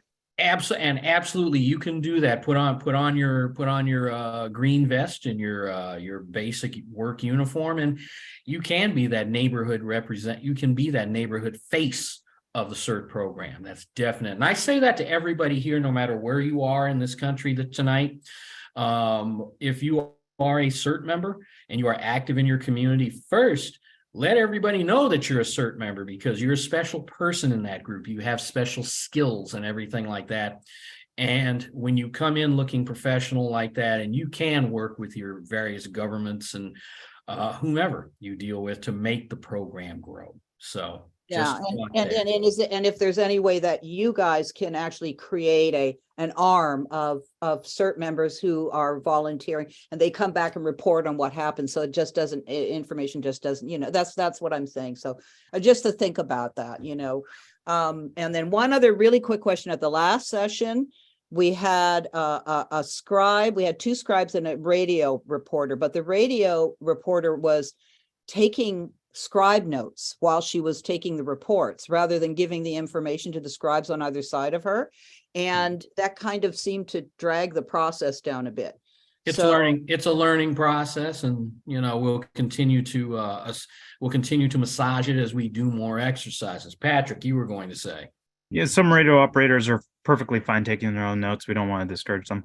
But that last exercise, also the second scribe was completely disconnected, and we didn't even realize it, which is why this presentation came out of that exercise. And the drill on Sunday will come out of that exercise as well. So lessons learned. Absolutely. And I see Ralph Quint over there. You have a question. Come on up with your question. Patrick, I don't have the ability to lower hands, so if you could lower Diane's and Ralph's hand. Yeah, I have actually a couple of comments. One, to the forms, because I did at some point at one of the drills in West Adams a few months ago, both the scribe and the radio operator. And I found out it's very hard it's a lot of work doing both at once, especially if it gets very busy, if you have several teams reporting it at once, or you need to get back to them. I would suggest to some redesign of the forms to use that they have more space. For example, go from the portrait form to landscape, because if you write very quickly, if you're in stress, the smaller the area is, the harder it gets actually to get readable information out there. And another thing, pretty much in response to Diane, for once, whoever is doing the scribe, they need to not only be able to write properly, but they also need to be able to understand quickly and react quickly. they are basically hard to follow up what happens on the radio. Then you have a communication breakdown like what possibly happened there on the last Right. drill that you mentioned. Right. Also, one thing that came up on some local discussion that I had with some neighbors here when I'm setting this up right now is the radio operator should not be using a headset because the scribe need to be logging in, listening in. Yes. So if you have a headset on, it helps if it's very noisy for you to concentrate more on your radio communication, that you understand basically what somebody with a bad connection is trying to communicate. But on the other side, the scribe cannot listen in if you're wearing a headset. And this is where we need to have the radio operator and scribe or scribes go a little bit farther away so that they're not in the midst of everything else. But also the staging manager needs to be good at corralling people and saying, okay, I need you guys to go stand over there. It's that tree half a block away. Go stand over there. We'll come get you when we need you. But I think his point is well taken, to not use the headset because I felt like the radio operator was not working with the scribes. She was working by herself, and that was very frustrating for the scribes because we couldn't ask her questions because she was writing and she was listening. And so we couldn't get clarity from her. So anyway. Yeah. And this is why we practice, we drill, we learn from our lessons and everyone's a little bit different. So you'll have some people that are very standoffish, especially if they think they're very experienced at doing something and, for valid reasons. Yeah. But this is why we practice so that we smooth out these issues. And another question from Battalion 9's Judy Hewlett. Come on up. And Patrick, would you please lower her hand? Made you co-host, so you can lower hands now. Don't. Thank you, Chin. I just want to know about the 29 drill, January 29 drill. Who is going to come to the drill? I mean, is it anybody? Everyone's welcome. Okay. I just want to know how to spread the word. That's all. Yeah. You don't have to be CERT trained to come to any of our drills. We're going to put you, we're going to give you a place to learn and we're going to help you out. Any other questions out there? If I don't see other questions out there, that means we did one heck of a great job. We're going to scare them away. Okay. I'm not scaring them away. They're coming out now. I'm going to pick Walter. You'll be next, but I'm going to pick one of the fathers of NTP, Ron Sokoloff. Hey guys, I have one real quick question for you. I'm a little concerned about when Patrick was saying that the people that are responders are the ones who are the hands-on, whereas radio, scribe, team leader are not. And then you went and mentioned the fact that you might have on the forums for a damage assessment team, you might have 7 people. And my question was, what are these other people going to be doing if they're not being responders? Damage assessment team is 3 people: team leader, radio operator, scribe. Your incident response team is up to 7. So you have the team leader, radio operator, and scribe, and that's your command element. And then you have responder pairs. So a pair of responders takes you to 5. 2 pairs of responders takes you to 7.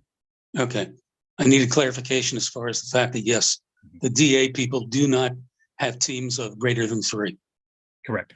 Okay, thanks. It's about resource management. There's no reason to have extra people on a damage assessment team because you need to fill the other teams. So having a 5-person damage assessment team is a waste of resources. Yeah. And it's always good to get clarification. We did hit you with a lot of information tonight. So if there is indeed anything that you're confused or not clear on, please bring it up. Coming up next, Walter Hicks. Come on up.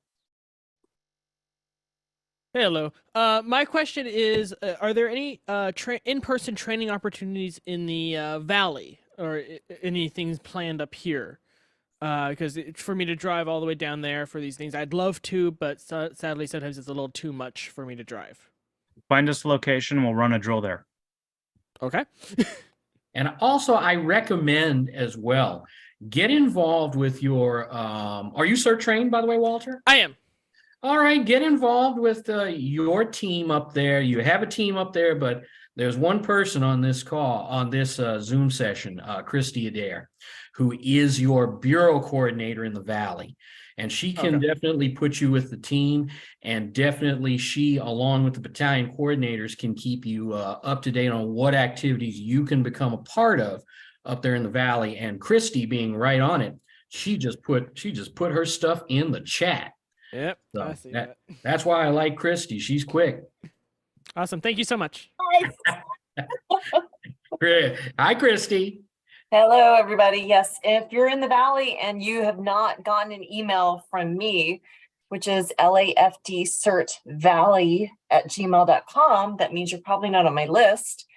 We pretty much do monthly meetings anywhere in the Valley to help with your search skills practice. So send me an email.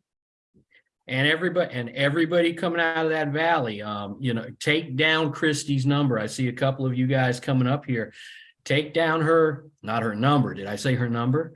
Everybody's got my number, but take down her No. email address and she will reach out to you big time. So that, and for everybody, especially if you're in the Los Angeles area, your CERT battalion coordinators and bureau coordinators are great resources. Get to know them just like you do everybody else, your senior lead officers and the PD, etc. Get to know us, and we can be massive resources for you. And moving on, Pierre Landry, come on up. Hey, thanks, Chin and Patrick. In the chat, we were having a discussion of what to do about that dead body. You're not just going to leave it there. You're not going to let the coyotes get there.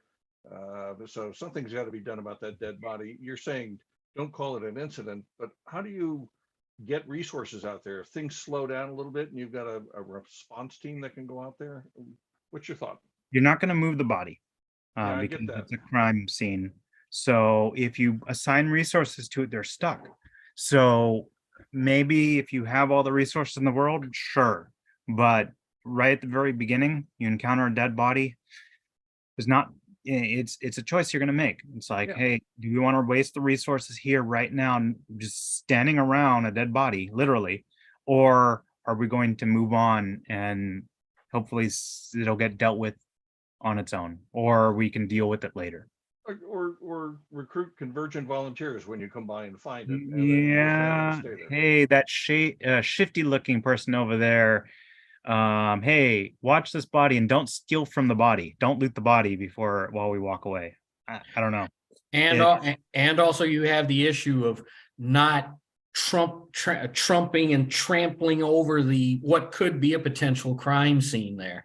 Like I said in the chat, I know everybody's probably thinking, well, hey, what if this thing goes on 7 days, 10 days, or whatever it is? I hate to say it, but I don't think that there's a clear answer on that. There are two issues that I've never gotten a clear answer on: is how long do you let a dead person lay out there or in their house or whatever it is?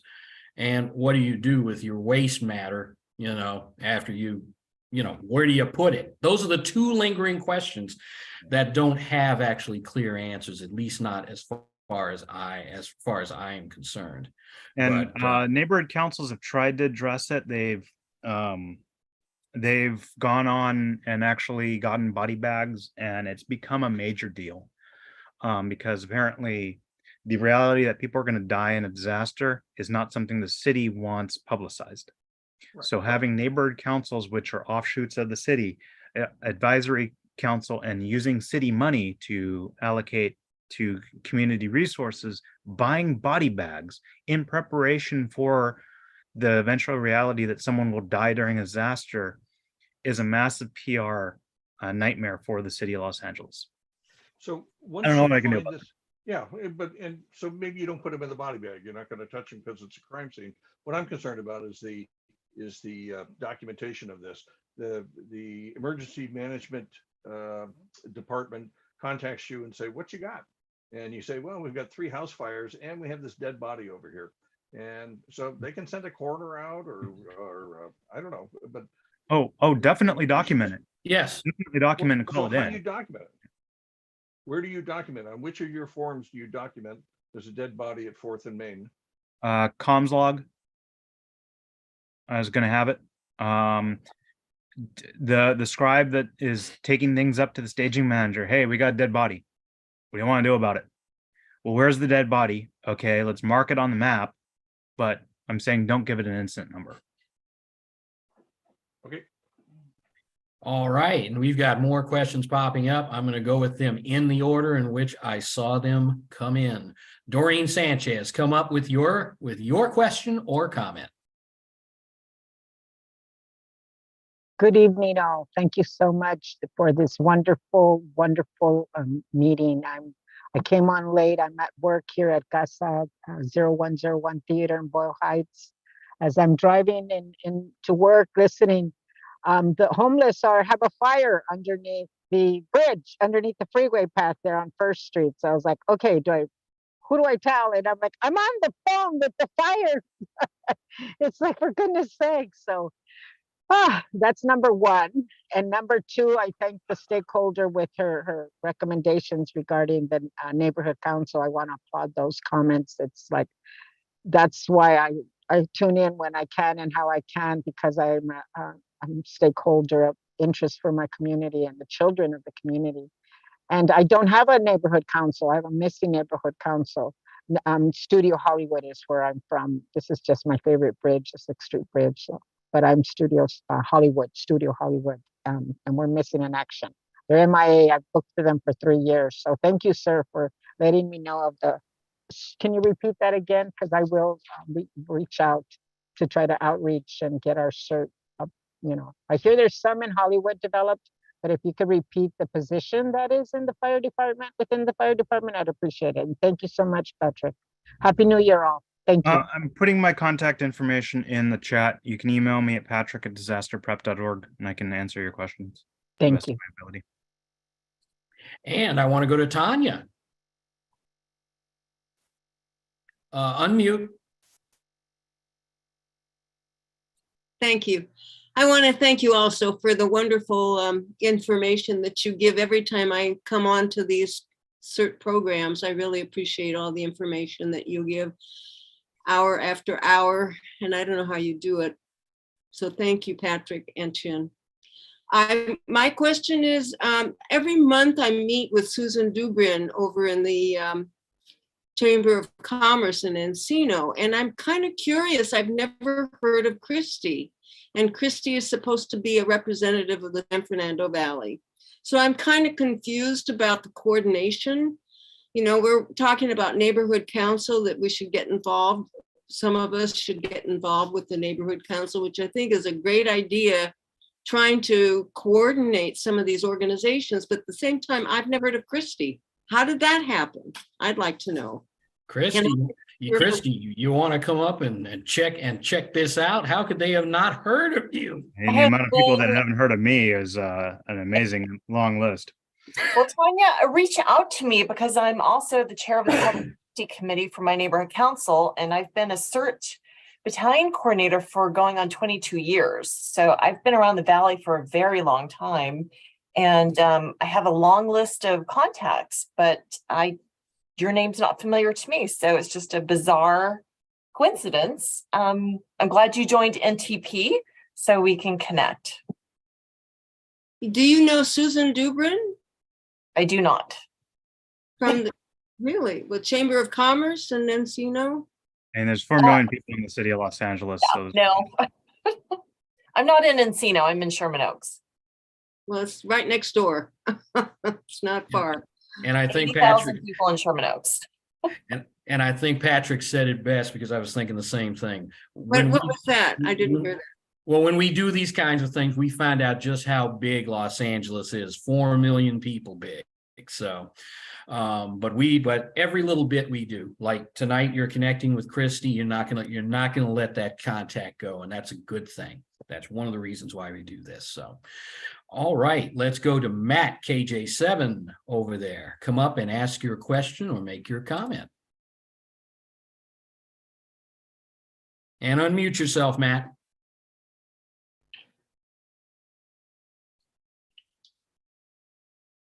Check. There we go. There you go. Okay. Clarification on one question. The field teams, as you might call them, consist of a team leader, a radio op, and a scribe. Anything else?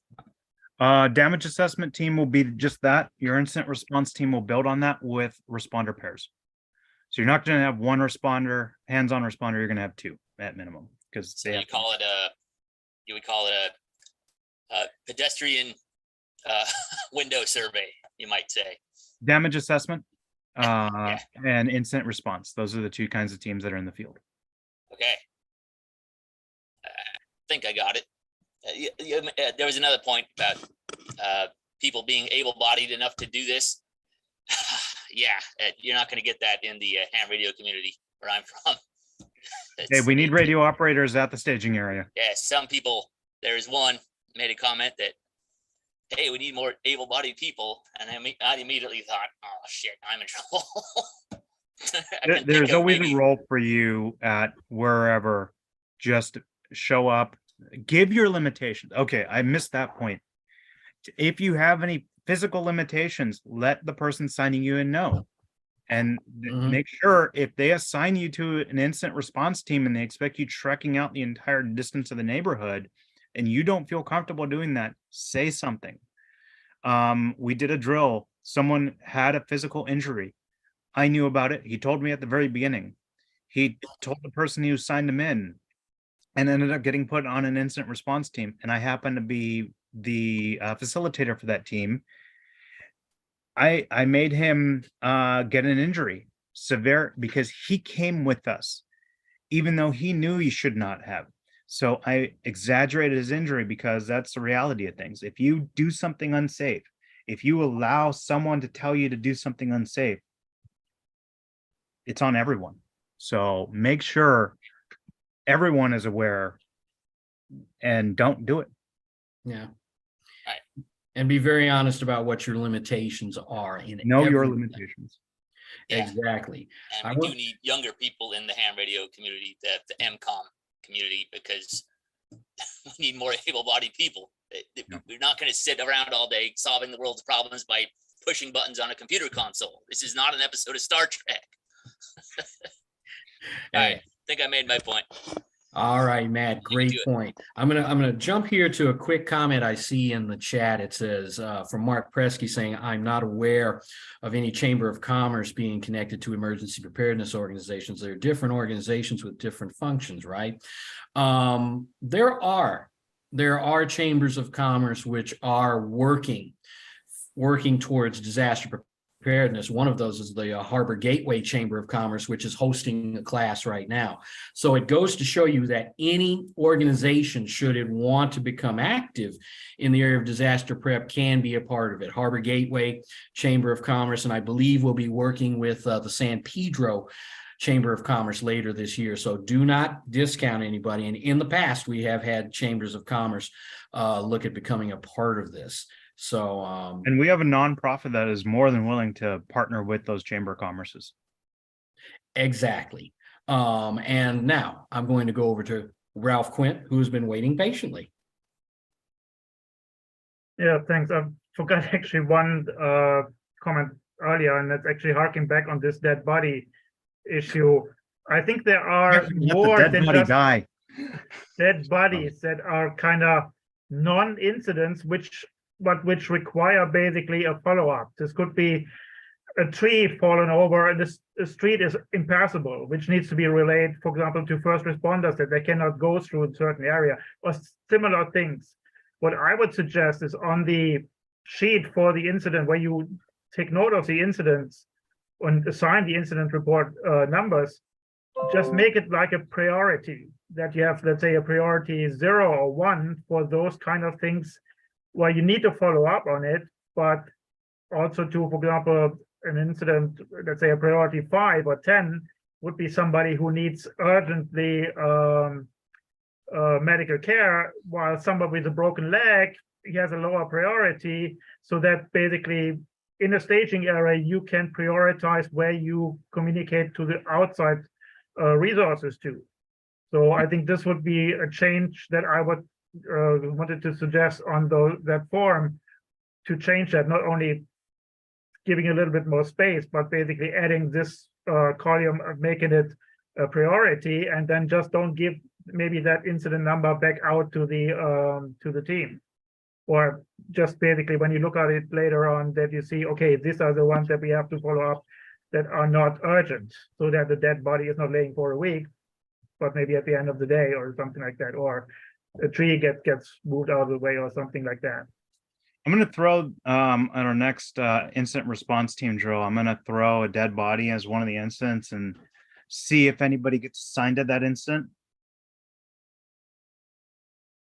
Okay. Also, one more thing, which was the question about how to contact the neighborhood councils. I think the one big thing with this whole neighborhood teams program is that you or we need to do something and step up. Even if you don't have a neighborhood council that doesn't react, then you need to start something. If you make noise, you start a group. At some point, they just have to acknowledge how much response you get from them, how much support is another question, but you at least can start something. I'm pretty much in a similar situation because in the area where I'm in unincorporated LA County, we don't have a neighborhood council that has, for example, has money. We have our civic association. I'm on the board of directors there, but there's very limited what the civic association actually can do because they don't have any money. So I'm starting this basically, I get off my butt and start something, see how it goes, and hopefully get a team together that really can help my community. And that is pretty much the same thing. The only thing yet you can do if you don't get a response from your neighborhood council.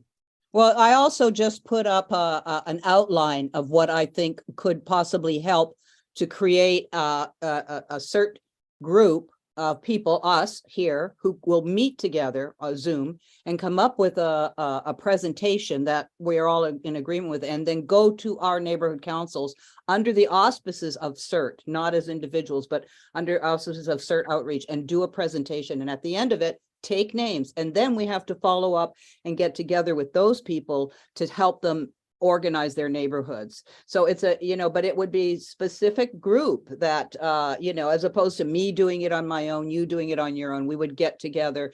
And I just threw that out there. I mean, I don't know, how we want to follow up, but this could be done, but reach out to me, Diane. Let's get that conversation started, and we'll loop in our bureau coordinators and some of the battalion coordinators as well.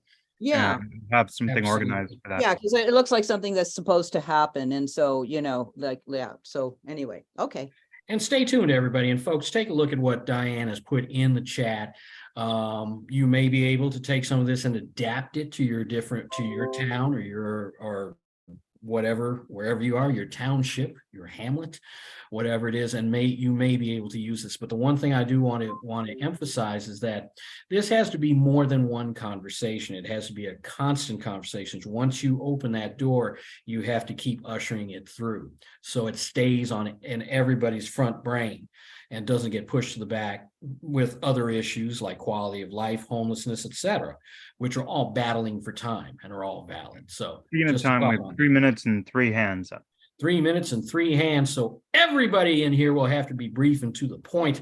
Art Rocha, you've been waiting patiently. Go ahead with your question or your comment. Yeah, it's a comment. Just that people are, over the dead body, people are forgetting that also, if you enter a building, you put an X. And when you exit that building, you list the body count, if there's dead bodies in there. So it's not just a matter of paperwork. There's also a physical marking that you can do. That's it. Yeah. The dead body is beyond the scope of this training. Correct. Although a valid point in the FEMA markings is that is something you can do, especially to people you do find inside of dwellings and domiciles. So there you go. Matt, go ahead with your question or comment.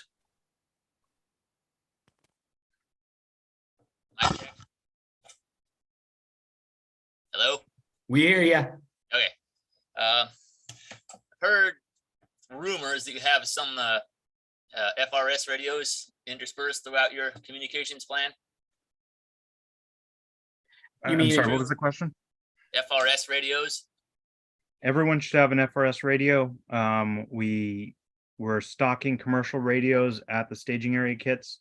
FRS can, it needs to be a local decision on your comp plan, because FRS can be really bad in some areas and perfectly fine in others. If But so, everyone should have an FRS radio.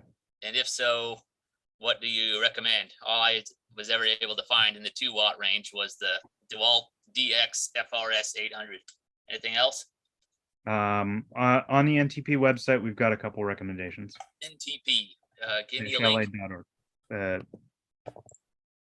He's going to toss that down in the chat, and there are some good quality FRS radios out there, and for the most part, in our general cert plan, FRS is factored in, and it's basically used by a lot of our ground level members to communicate among teams over short distances, et cetera. So it is factored in.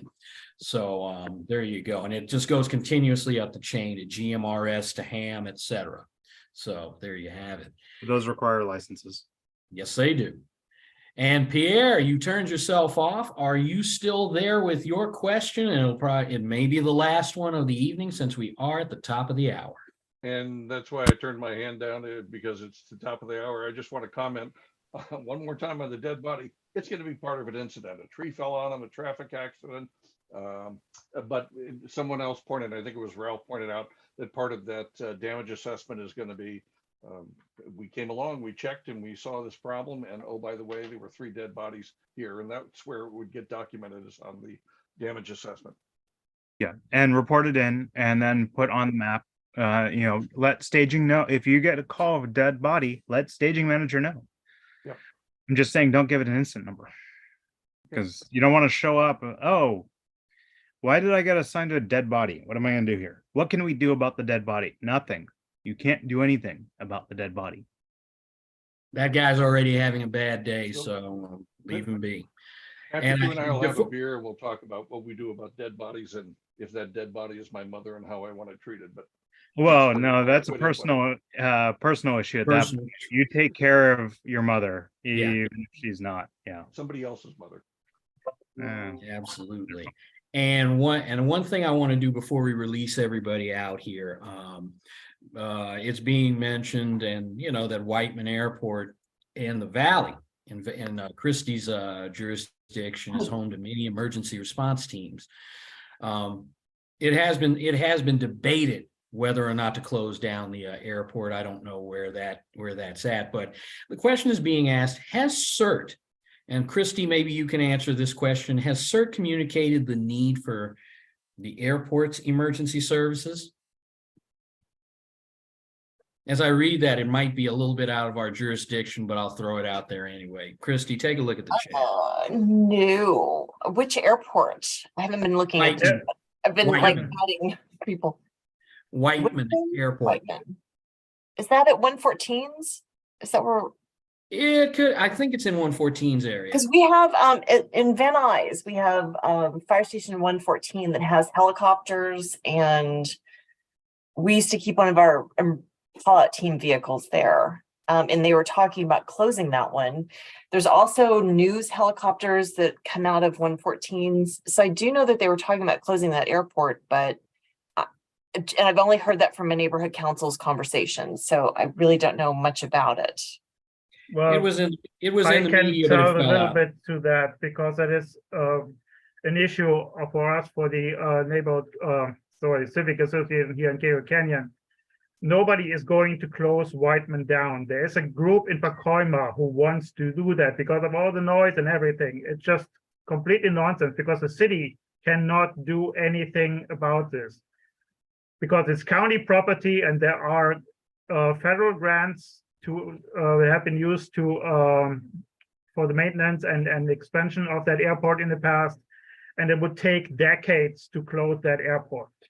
And there are no CERT teams at Whiteman. The only thing is Whiteman Airport is the air ops station for the LA County Fire Department's air operations. So like Van Nuys Airport is for LA City Fire Department air ops, and there's next to Whiteman is LA County Air Ops, but there is no CERT team or anywhere on Whiteman. Okay. All right. All right, Patrick, we are just a little bit past the top of the hour. We are 4 minutes after. You want to do that closing? Yes, thank you everybody for coming. I put my email address in the chat, patrick@disasterprep.org, as well as our neighborhood team website, ntp-la.org. If you get my emails, you can always reply back to that. If you don't get my emails, sign up so you get our emails. join.ntp-la.org. And then hopefully see you on Sunday, the 29th. And we'll be back next month with another riveting presentation if I can find someone to do it for me. I mean, find a topic to talk about. And where is it? Riveting. Where is it on Sunday? Fire Station 59. 59. No, but where is that? Where is that? That West is, LA. that is in West LA. We'll send out the information with all of the with the address and whatnot. If you go to training.ntp-la.org, it's up there, the Eventbrite. And everybody, I always like to end a presentation by just simply saying thank you for the privilege of your time. There's a number of places you could be tonight, doing a number of other things, maybe even sleeping for you folks who are in the Eastern time zone who've joined us tonight. And thank you for joining us each month. Thank you for the privilege of your time. Thank you, everybody. Thank you, Patrick. Thank you. Have a good night. Bye, thanks. I'll call you tomorrow, Patrick. Okay.